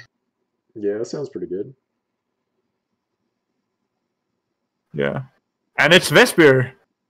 I actually thought that Vesper they forgot about that tribe. Yeah, no, they just released a couple of cards that are like weird and happen to be Vesper every expansion. I mean, we have two Vesper payoff cards coming up, so yeah, we do. One of them I think is actually really good, and one of them I think is nice support. Yeah. I assume you're not referring to this. Denadoro? No, that's not not part of the two that I was referring to. Denadoro. Yeah, maybe it's always infiltrated. So the biggest payoff for this card right now is our Rhino and Wolfraven, I guess. Like Wolfraven actually isn't bad if it's always a 4/4. Yeah, you're right. And Rhino is just insane if you have this card. 5 Rhino is insane if it ever sticks anywhere. Well, yeah, but like that's the case with any minion, you know. Like yeah. So you don't need the Denadoro. No, I think like Rhino has the problem where like sometimes they're over on the other side because they know that you're playing infiltrate dudes because that's the only thing you've been doing all game. So they just go to the wrong side, and your Rhino is just a 6/5. It doesn't have any keywords. Yeah. True. All right. I think in general I would rather just play a bunch of walls and try to keep them there with freezes maybe as to the better abilities than play Denadoro. But Denadoro at least isn't horrendous in stats. Yeah, the problem is actually pretty good. They can just focus Denadoro down first, and then all of your things deactivate unless you're on the infiltrator side. In which case, you didn't need Denadoro to begin with. Yeah, I think we would have to actually play with it to see what the board states actually look like, because I think there are more ways to keep people hemmed in on your side without walls. Yeah. And also, why is this not a Vesper? That I don't know. It totally should be a Vesper. It's an ice bird. Unless, okay, is there like some sort of common feature to Vespers that... Okay, the common feature that I have infiltrated... That I have... that I think I have figured out is that it is creatures that I created of ice or like the nature. So... Like you have the tree dude, and you have all of the Vespers basically are some kind of ice creature, dryad and things like that. Yeah. And then it confuses me a lot when Sleet Dasher isn't a Vesper, so also, there's no logic to it. Why is the dryad one, but Voice of the Wild or whatever isn't? Yeah. Yeah, Voice of the Wild. Voice of the Wind. Voice of the Wild makes Vespers, but it's like an ice deer, but isn't a Vesper. Yeah, I got no idea. But I guess that's just the deer. I don't know. There's no rhyme or reason at all. So there's no logic, and you just accept it. Just like golems, there's no logic to it. No, golems are made of stone. Yeah, but there's a lot of golems that are not golems. And they're not made of stone. Some are made of blood shards or dry metal, or whatever. Or bone. Dry bone golem. Or storm metal. Yeah. They are basically just inanimate They do creatures. all have a power core, I think. I think every golem still has a power core. I think they're just like artificially constructed creatures, right? Like they have to be animated. Yeah, and there's a lot of those. Like Sunsteel Golem. Which is not called Sunsteel Golem. Whatever. Denadoro. Sure. Wintertide. Wintertide. Dang, dude. I'm sorry. You didn't have to do this. No. I just saw the image. I think this card is, like, quite good for the Vesper deck, because the thing that Vesper deck is really good at, like, I think they've actually started to address something like Vespers are good for, is, like, swarming into their buffs. And, like, this helps with the swarm aspect, it isn't just Icebreak Ambush, and Animus Plague helps once you swarm. Like, they're like the mid-range swarm, like, tribe, whereas Wraithlings are like the hyper-aggro swarm. Yeah. I like this kinda for Kara also. It's 5 mana spawn, 3/3. That is good, though. I think it is. 3/3s across 3 bodies for 5. I think that's quite good. Or, like, at least 5. That's like 9/9 worth of power for 5. Yeah, I guess so. Spread across 3 bodies, too, so that's pretty important. Yeah.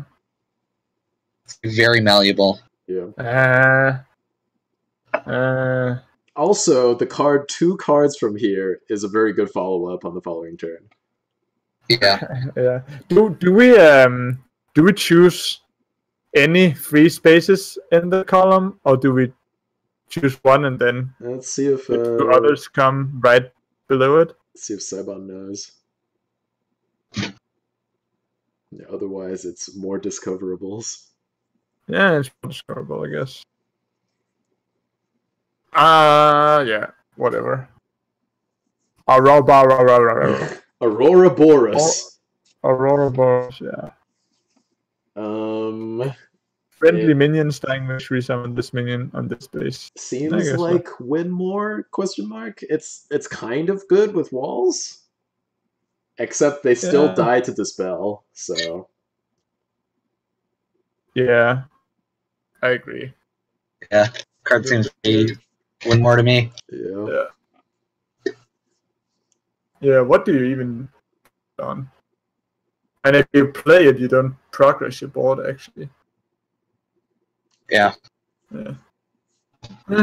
Whatever. It seems like a card that is balanced around Ghost Seraphim, which makes it bad in every other situation because it's overcost. Possibly, it's like you can do some stuff with Kara, right? If you Luminous Charge and then Kara, then you can, like, in the turns where you would be trading all of your walls in, then you can just get more walls. That's true.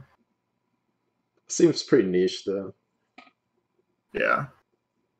You could also just play another Luminous Charge. Yeah. That's the thing. It's too expensive. Like 4 mana, maybe 5 mana. Yeah.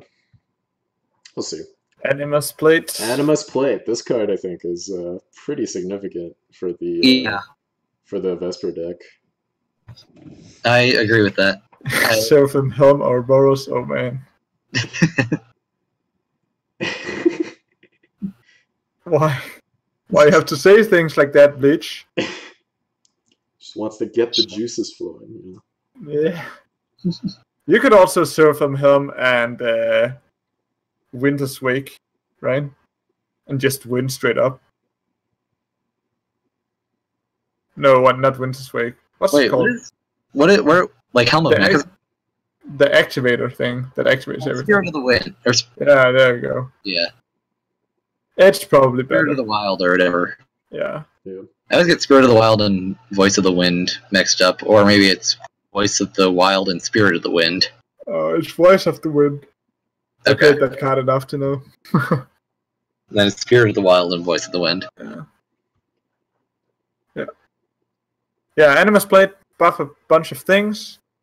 You guys seems to be kind of hyped on it. I really don't see it. I mean, okay, so think about it this way. If you play it, you get +2 attack. So that's like okay already. But then even if you have one guy, it's +2 attack and +2/+2. Also, if they attack and you counterattack, it's +4/+4. If you have more than 2 guys, because you have like Bone Chill Barriers, you have Icebreak Ambushes, you have Wintertide, like all of a sudden you're getting like +4/+4 to like +16/+16 stats off a 5-mana artifact. That's also giving you +2 attack. I guess most of the time they're gonna prioritize your creatures for removal instead of just hitting your face because that's dumb. But even then, I think that deck is really good at pooping out enough creatures that you can't really deal with them all at the same time. Also, like, dies to EMP, but I mean, so many things die to EMP. That isn't really an argument, I guess. Because, like, you know, you do get value out of this the turn you play it, too. It's not like the Lionar card where I have to wait a turn just to play anything. That isn't like a 1/1, which would be like a 4 or 5 or something. Yeah. So like a powerful curve topper for that deck. Yeah. But I need some way to make sure that my minions actually stick to the board. Well, most of all of the minions you play in that deck are like things that don't look like they do anything. You're just like playing some Bone Chill Barriers, and you know, they can only hit them with their face because they don't want their minions to be frozen. So you just end up with a lot of shit on the board that people think they don't have to deal with. Yeah, that's what I found. Yeah, but those cannot move. it's not just it's like you end up with like 2 snow chasers and like a wall and like a crystal cloaker. But then you're already winning. Well, no, not necessarily, because they're in like improper positions, because a lot of them are like immobile or summoned like randomly or have to stay on an infiltrate side of the board. Additionally, those minions on their own can be on the board, but it doesn't mean that you're winning by any stretch, because like they're pretty bad in terms of their stats, and like they need something like Animus Plate or Vesperium Might to buff them up to where they can like start tussling with your opponent's larger creatures once they get to like 5 mana. I guess so. Yeah. Yeah. I'm not the biggest believer. But because I think it's hard to keep minions on the board. I have played my fair share of Kara. Yeah. With Vespers. It's like whatever. And then also spending 5 mana. Played Kara Vespers. Because like I found more recently, like Icebreak Ambush is huge for that deck. Like a huge addition to that deck, I think. Yeah, it's each week. Still, I think. I don't know. Yeah. But yeah, sure. I guess everything is possible with Ghost Seraphim. Yeah, basically. Okay, Echo Deliverant. It's a different Alter Rex ? So yeah, it is. So a relevant thing is that like it also works on like Metal Tooths. Yeah, and it works on all the other small things. It works on every mech. Yeah. Where Alter Rex specifically just for the rush. Right? Yeah. I don't know if this is better or worse than Silver. Yeah, in Banner, this seems better, but Silver just kind of do the same. Yeah, Silver's also a little bit bigger for the same cost. Yeah, but you get more stats with this because you get an entire new Megazord, where Silver just mimics, like becomes Megazord itself. No, that's true. So this is more scary in the long run, but Silver can also copy Rush onto your things. But yeah, I think I don't know if this is good for mech. Seems hard to make work for mech. Yeah, and Silver you can also play after the fact. So like if you have Megazord that survives your turn, you play Silver. Where this is just does nothing in that situation. So yeah, I'm not sure. What are your...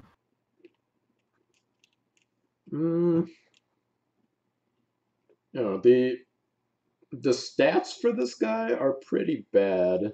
Like having 4 toughness is super weak for 6 mana. And I think it depends too much on you being able to like play another thing immediately. Because it doesn't, right away. Yeah, it doesn't like gain you any mech percentage. So like, best case, it's a 7 mana play, and you play a Helm, and you summon Mechazor, and you summon Mechazor and another Helm. I think that's the best thing you can do with it. I guess you can copy Project M's, and like maybe you play a non-Mechazor route where you just play Replicants and Project M, and this. But that sounds really weird, also. Yeah. And also Project M is... No, Project Omega. Omega, right? Yeah, okay. It's 6 mana, so never mind. Yeah. Yeah. It can blow you out, but whatever. Yeah, I think Bleach makes a good point in the chat. I think, like, mech is less of a combo game. It's more of a...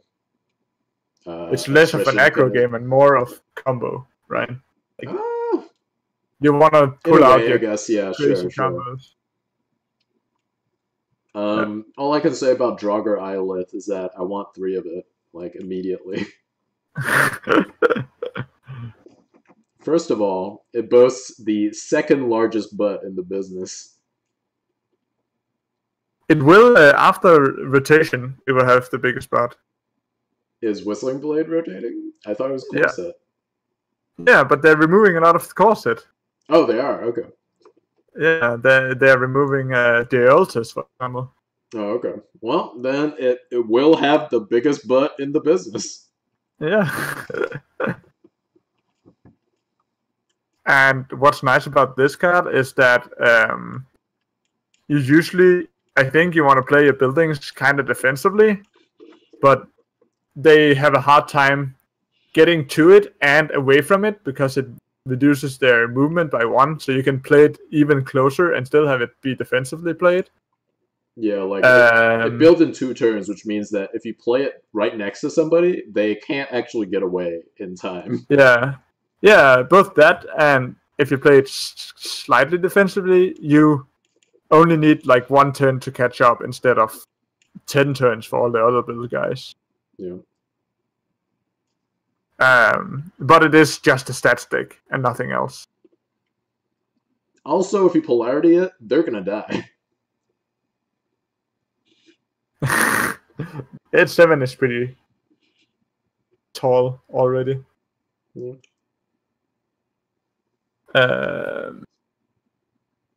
It's also while it is on the board that they cannot move. Okay, fair enough. Yeah. Not only 1 building. I don't know. On the other hand, it's 6 mana. Now it's your turn. I guess you cannot move as much,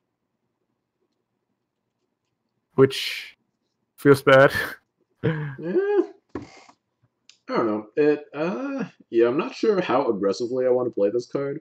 I guess you have things like Hearth Sister and stuff like that, so maybe you just always want to play this card away from them so that they can't get to it to kill it. Yeah.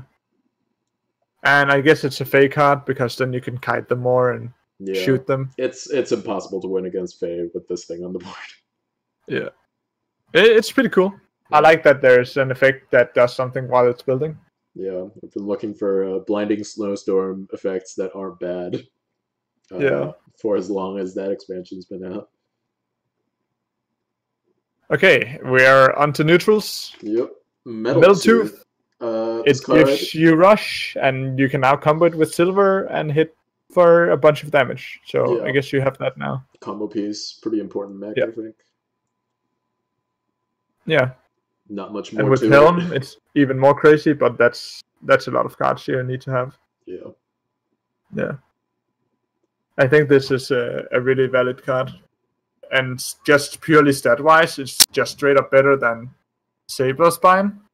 Like even the old Saber Spine before the nerf. If you play this in something like Lionar, you only lose 1 damage in your combo, but you can play it an entire mana earlier. Yeah. But granted that you have another mech. Yeah, we'll have to actually play with it to see how much that matters. Yeah. Alright. Yeah. That's about it. Lost Artificer. Yeah. Or Artificer, I guess. Yeah. Seems not amazing. What are the artifacts that you want to cast, you know? I guess if you're playing Saj, you can play your Onks for less. It lets you play Staff ? Oh, and it's also the first artifact you equip each turn costs 1 less, so you can't even do that. Yeah. I don't know. There's probably a deck that wants this. What about maybe Abyss? Maybe what? Abyssion, because they have weak 2-drops, and maybe they can cheat out a lure, or I guess lure on turn 2 doesn't really do anything, but you. Wait, lure with what? Not lure. The whip. Oh, I see. Mind Lathe. Yeah. I feel like Mind Lathe, the cost of Mind Lathe corresponds to when you would want to use it, I think, for the most part. Yeah.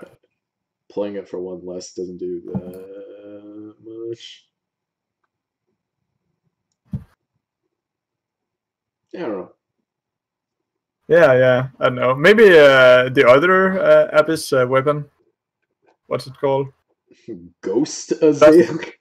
No, +2 attack, get health when you kill something. Like, Spectral Blade. That one is pretty good, and you can like get that out early. Yeah. Yeah, okay. Yeah, I can see that. Yeah. Makes sense. But yeah, that's it's weird because it's not, you usually don't need to ramp out artifacts. That's more towards the mid game than in the early game. So yeah. Replicants. Thin your deck, play a mech. Yep. I mean, card is just Squadron Hawk. It's pretty good, I think.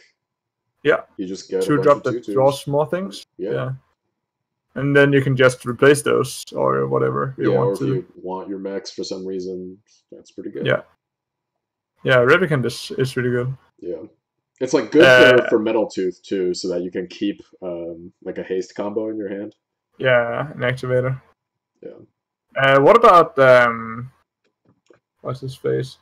I think this with Oakenheart also.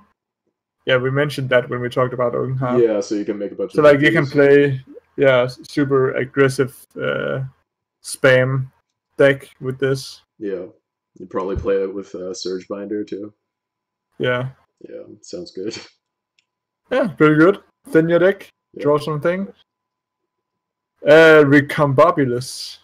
Well, the new Ghost Lynx is not as ghosty.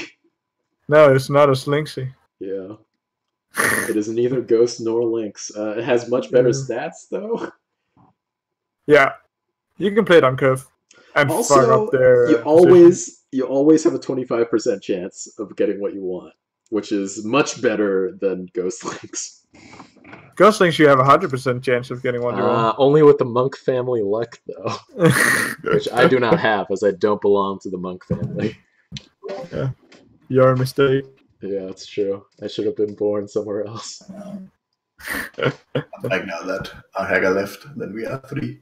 Yeah, we need you, Henry. The third voice. Yeah. Been drinking coffee all this time. Nice. That means you're well caffeinated for this adventure.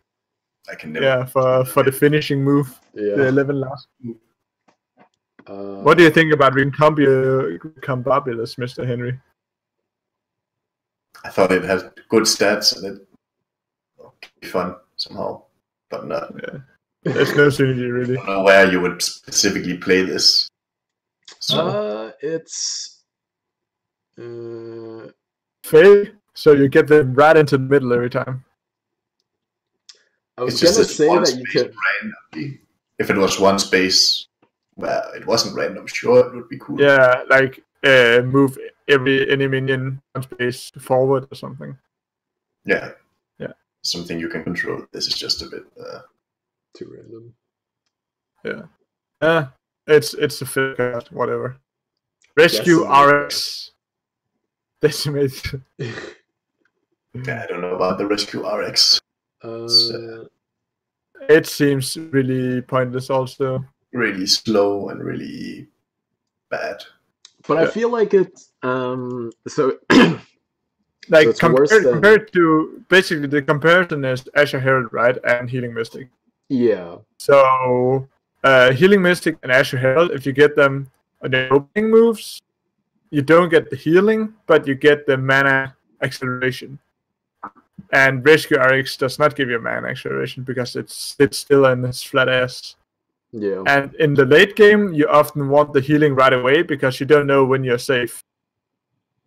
That's true. And then in that situation, this also just sits on its flat ass. And the one more attack that you get compared to Azure Herald and one more health compared to healing just doesn't.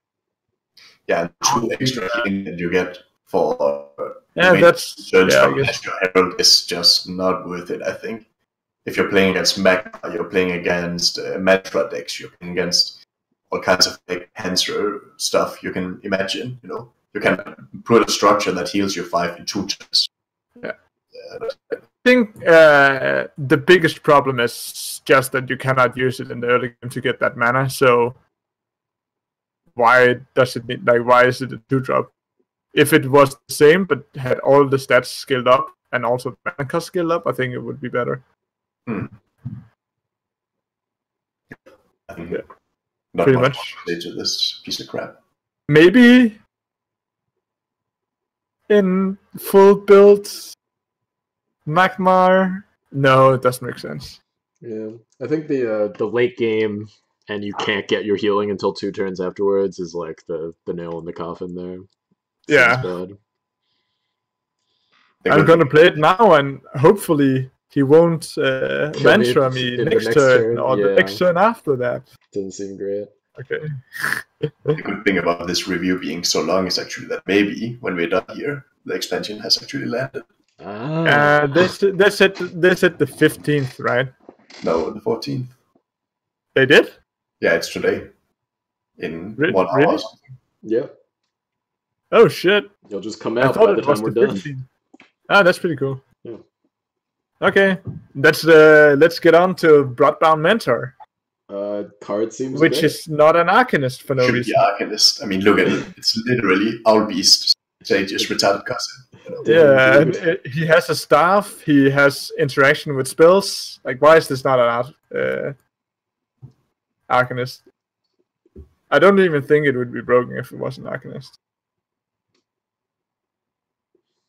Oh, it's coming in 40 minutes. Nice. That's then I might be able to get some food after this. I think there's a bunch of applications for Bloodbound Mentor. You know, in decks that like that one deck that wants to play Kara and makes a bunch of skulls. Yeah. I like it a lot. There's some has cool good things. stats as well. But I think it's pretty good in Fey also. Yeah, just having more spells to go face and more face damage. Yeah. Especially it's probably stat distribution. You know, 3/4 is very good for 3. If you also have a decent effect with it, it's just good. It's also really good in Vision, right? Lilith really want to swamp that shit up. Yeah, there's a lot of interesting applications for this. It's basically Cryptographer, but a bit slower, but with better stats, right? And you also draw the card, which means that you can just replace it if you don't. Yeah, that's true. Yes, so I think this card is really good. Yeah. All right. Red Steel Minos. It's kind of Blood Search, draw a card in some respect, which is good. Yeah. Red Gain Steel +2/+2. Whatever. I don't give a shit about this card. No, really. To be honest, it's a 4 mana. 2/5. 4 or 5. Which is not even. 5, yeah. Which is, it's not bad, but it's because you also get your Blood Search ability, right? You also get your Blood Born ability. So it's not like you play a 4 mana exactly. No. Yeah. And it has the potential of growing, but that in the early game, it's every second turn. That's way too slow. And if you don't have your Blood Search, it's just. Yeah, it in the late game, you don't have time. What's it called? Sanguinar or something? Oh yeah, but just Bloodborne spell, cost 1 less. Yeah, exactly. It looks exactly like that, but just different stats. It has, I think, 5/4, and this one has 4/5. Oh yeah, true. Oh yeah, that's true. And yeah, you can use it again.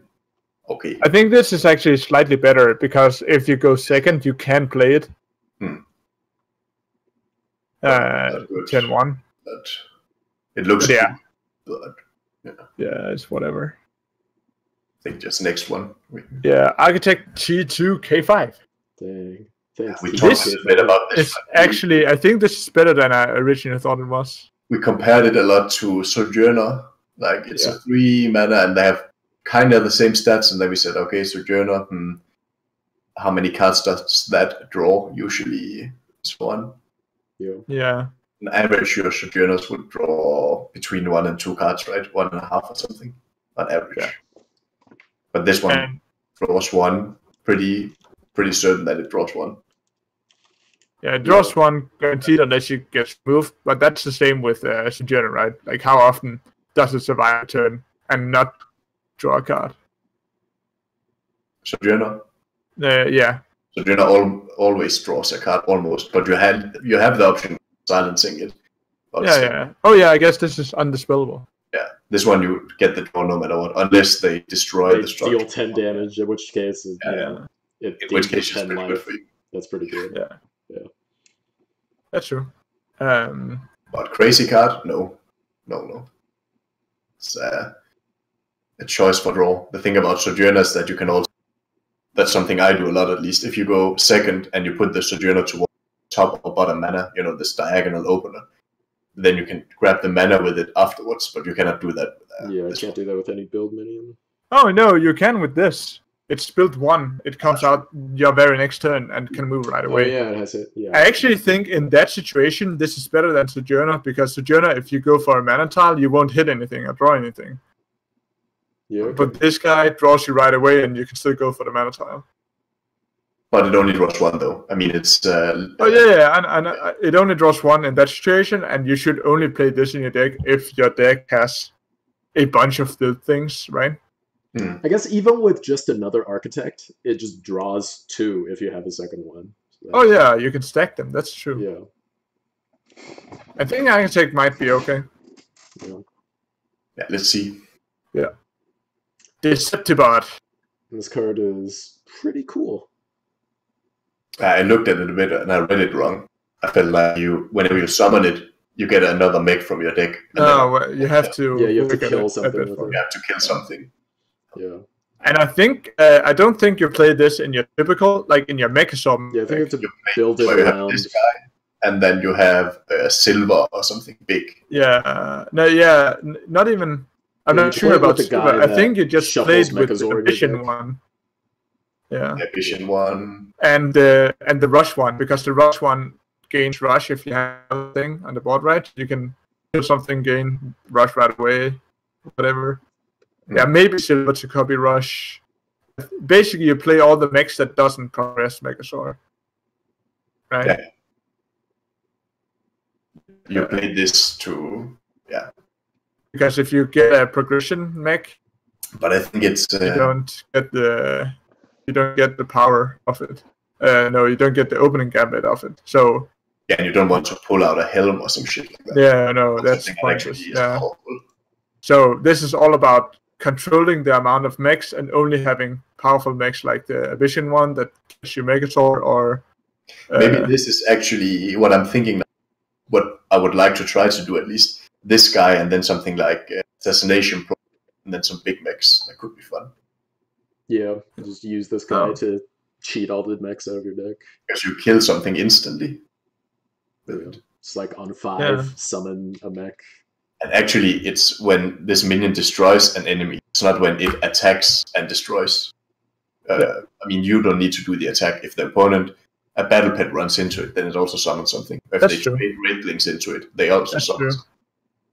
So, it's very close to being not so bad. Like Thunderhorn in a way. Yeah. So you might. Yeah. I think I would like to play around with this card, also with Assassination, just to find some way to do this. Assassination Protocol, yeah, makes sense. And you can move it around, but then you don't have the Ambition thing. But I guess the mech in Songhai is not that bad either, because progression from that card comes from a non-opening gambit. Yeah, so you can just use your Assassination Protocols on that and then get your mech that way, I guess. And to be honest, if you just pull out silvers from your deck, it doesn't matter. Without effect. And you get a 7/5 for free, that's not bad, I have to say. I know that you don't get a silver cool effect, but still. Yeah.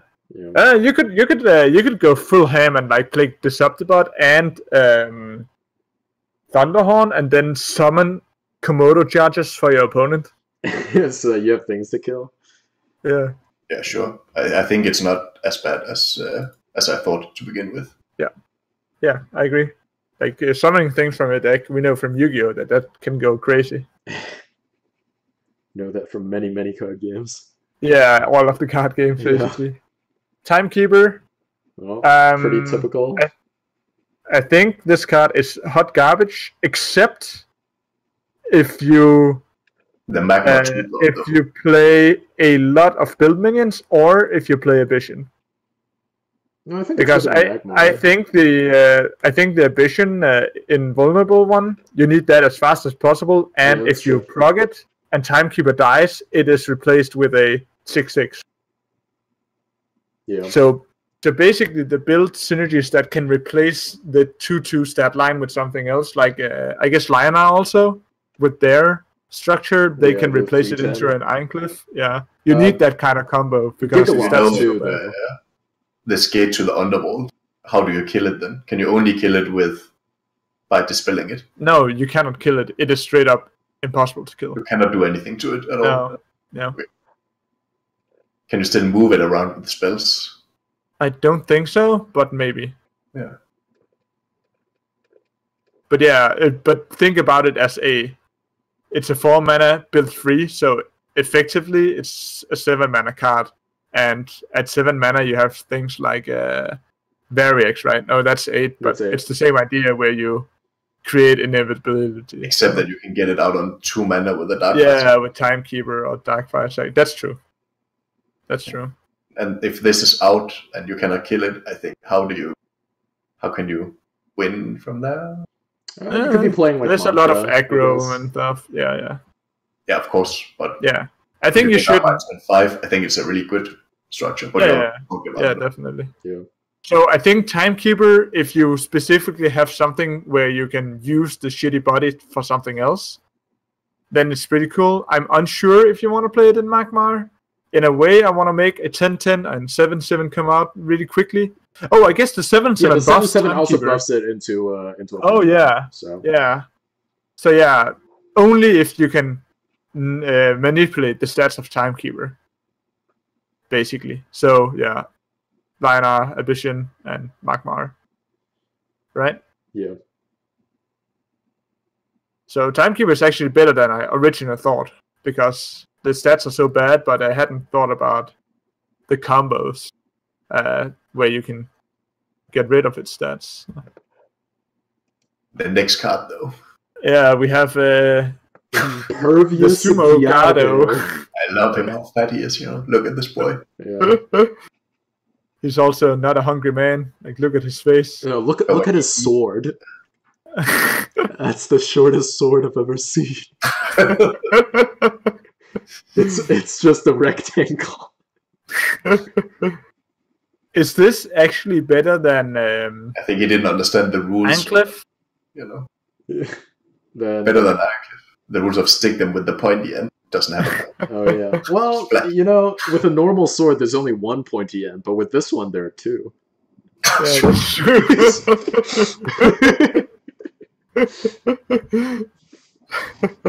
Shit. That's nice. But you ask if it's better than Ironcliff. I think it's not. It's like super hard to get rid of if you don't have unconditional removal. Yeah, do you know what's also super hard to get rid of? Ironcliff. Yeah, but the thing is, this is neutral. If they have removal, right? It's the same as Ironcliff, but if they have to attack it, it's also the same as Ironcliff. Yeah. But if they ignore it, Ironcliff is better. That's the main problem. This would be a neutral Ironcliff without that. Yeah, basically. Yeah. So if you need an Ironcliff but I don't know if you need Ironcliff in other decks. No. Now you can have. Yeah. I'm actually unsure what deck would play this. I think the pet deck wants this card. Why? It buys you so much time. Like, we don't have any sort of large minion that people just can't get away from, Like, we just have roars, which are pretty bad. I guess. But then there's so many other things.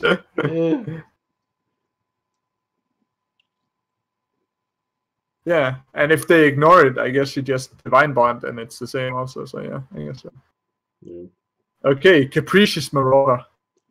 I looked at it and I thought, pretty funny. Looks a lot like what's it called? The big dude who hurt himself for 2. Hamon? Hamon Bladeseeker. It's the same style, right? You have a big body but some negative effect. Yeah. I think you play this guy in spell heavy deck, some kind of where you don't really have but minions to die than this guy. It feels like I want this in what's his face? The teleporting general dude. Kalios? Yeah, exactly. I want this in Kalios because big fat minions with a bunch of attack, I want to teleport them in, right? But Kalios cannot do anything without minions, so you need a bunch of minions in that deck. And in a way, you then destroy your own purpose, I guess. It's a 5-mana 9/9 even worth it. Yeah, I guess the argument is that if you stick this and it survives, well, then you don't need to play other minions. You can just go ham with this and you win. So maybe even if you float 9 mana, if you got to hit him with 9, it doesn't matter. What would be really annoying is when a demonic lure to the corner.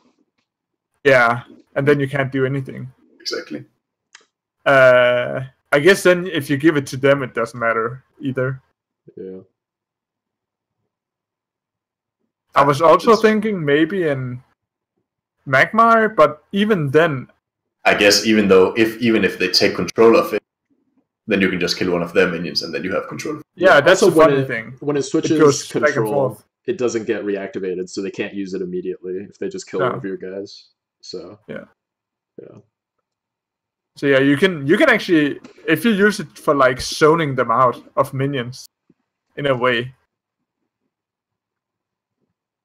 which is also really weird. It's a weird card. I don't know about this.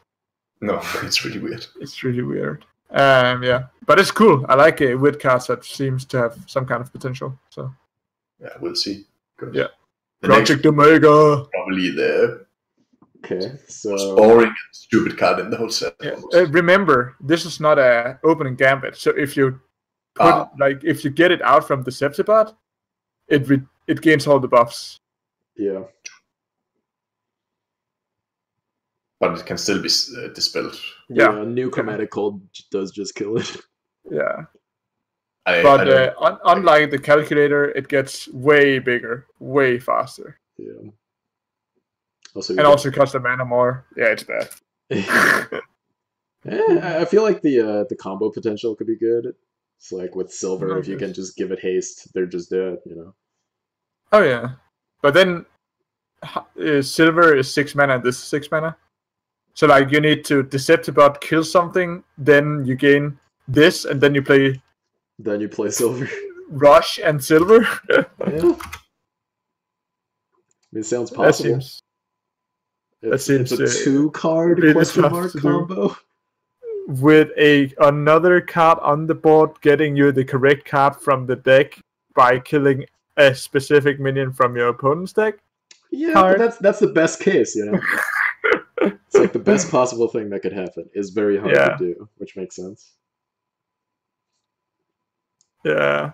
Yeah, that's the problem. As King Onyx said, that if you want to get this out from the Septibot, but you need to play a bunch of mechs to make it big. Yeah. In my mind, I want to play Replicate for this, right? Where you just get a 2, another 2, another 2. But that also does it. Does it count as summoning them if you replicate them? Replicate, you add it to your hand, so yeah, I assume it counted as summoning. Oh, replicant. Okay, I thought you were saying like you want to cast. Oh, my bad. But yeah, sure, do that also. All these replicators. Yeah, I don't think this is good. I think this is way better. This is sick. Yeah, this is insane, especially with the new Rush, dude. It's so sick.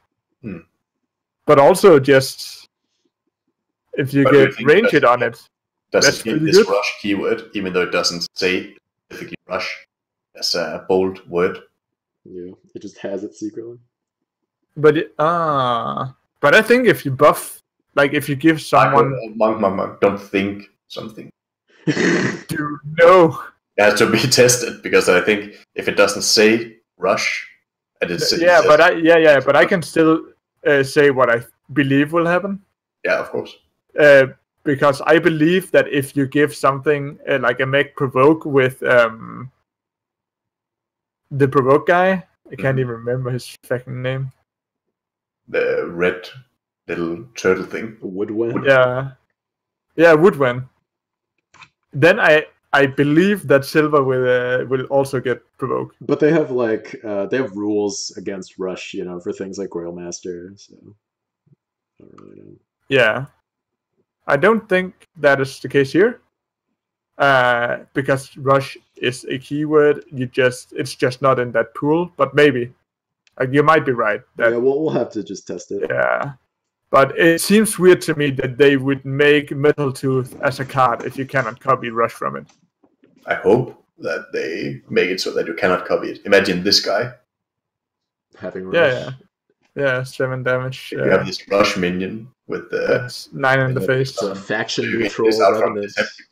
And then you have the rush minion already or something. Then you can just spam 7 to face. Yeah. It's disgusting. Yeah, but this is pretty cool in general. Like, if you get ranged on it, if you get shield on it, if you play it with a Megasaur, you get everything on it. Like ranged, frenzy, shield. So. And you can copy rush, apparently winter. Yeah. Oh, apparently it's confirmed that you can copy rush. Yeah.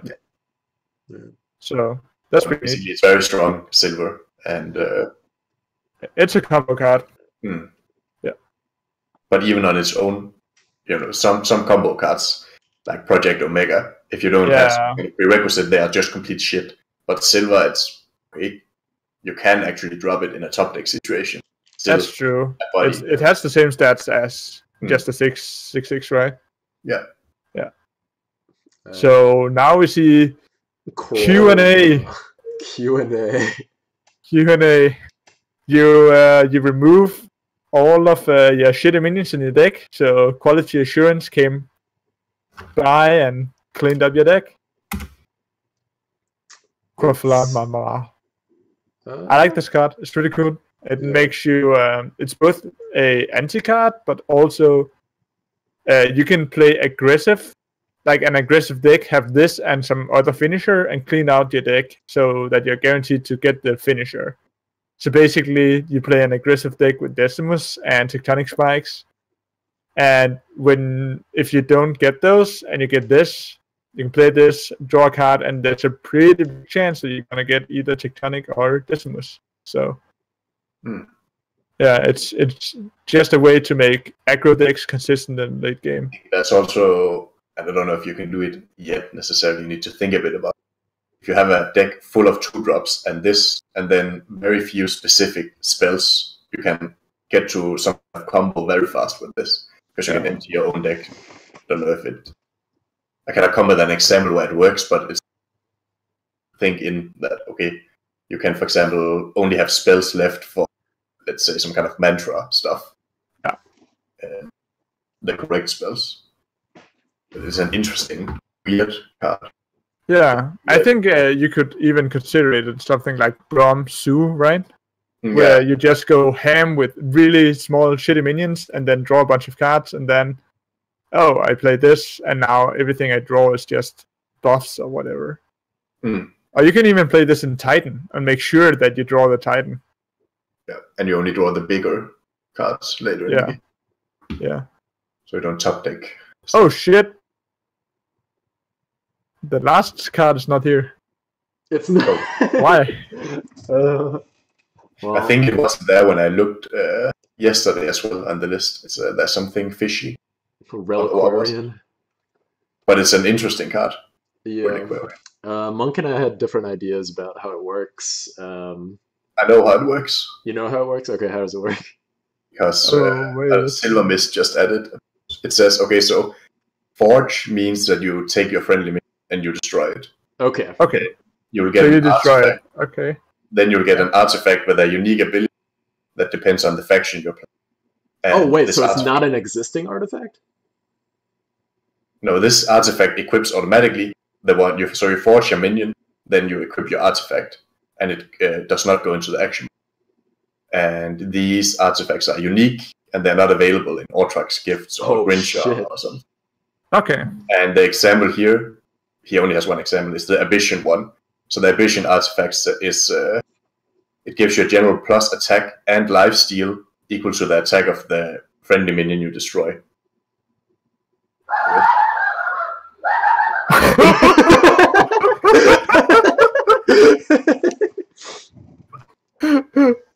Interesting. My reaction to really quick. Yeah. Well, that sounds. There's some commentary from the next side. So he only has that vision. So yeah, you just attack of the friendly minion. Okay. That makes it more interesting that you get a unique ability. Yeah. But it still seems really bad. 7-man free, and you kill your own dude. Depends on the on how strong the artifacts actually are. Yeah, but the Ambition one didn't seem that strong. You get lifesteal. Yeah, and that's it. It doesn't work like that. You can an example. Okay, you have a minion with 5 attack, then you forge it, and then you have a weapon that says +5 attack and +5 life. So you only steal 5 life, even 7 damage. Okay. I see. Yeah. Okay. It's a small thing, but worth noting, especially if you have just forge a wraithling, then you will only steal 1 HP, not 3. Right. Yeah. I'm ready to meme. Yeah. With this card. Same. I just want to know what all the cards do. I have to be honest. Yeah, you should. Yeah, Bleach. If you don't, if you're not one of those players that just get all of the cards right away, you should probably wait on a Reliquarian. Reliquarian. Yeah. Wait until you at least see what you can get. We only know now. Yeah. If I were to put in, there's only 3 legendaries for each faction, right? Yes, I didn't want to. Yeah. Okay. That's a bit much, but whatever. Yeah. Same amount of legendaries as epic. Yeah, it's stupid. Money grabbing. Indeed. But whatever. Okay, that's it for the reviews. I hope I'll be able to upload this. And I don't know, are we gonna stream the new expansion when it drops? Yeah, I guess so. Or are we just every one of us going to try all our own things? I don't know. I think trying it and having some background first is a good complement to this like sort of blind read through of what we think the cards will do. So I think it's good to like take some time to play with the cards ourselves and then come back. Weekend or something. And I guess holy shit, I think we also need to cut it out before that gets too crazy. All right. Your roommate watching football again? Yeah, basically. Oh really? Yeah.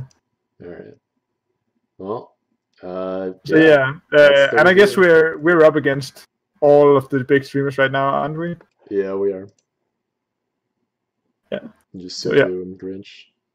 Thank you guys for watching, and maybe we'll reboot up and play some games, but I don't think we'll do that right now. Yeah. Otherwise, you'll probably see us on whenever we decide to play again and test all the new things. And yeah, probably this weekend, most likely. Yeah. If you lose enough, you can find me in and gotta get back up there. Yeah. Nice. Sure, it won't take you that much time. Depends, you know. Cool shit. All right. Bye, people. Thanks for watching. Yeah. Bye-bye.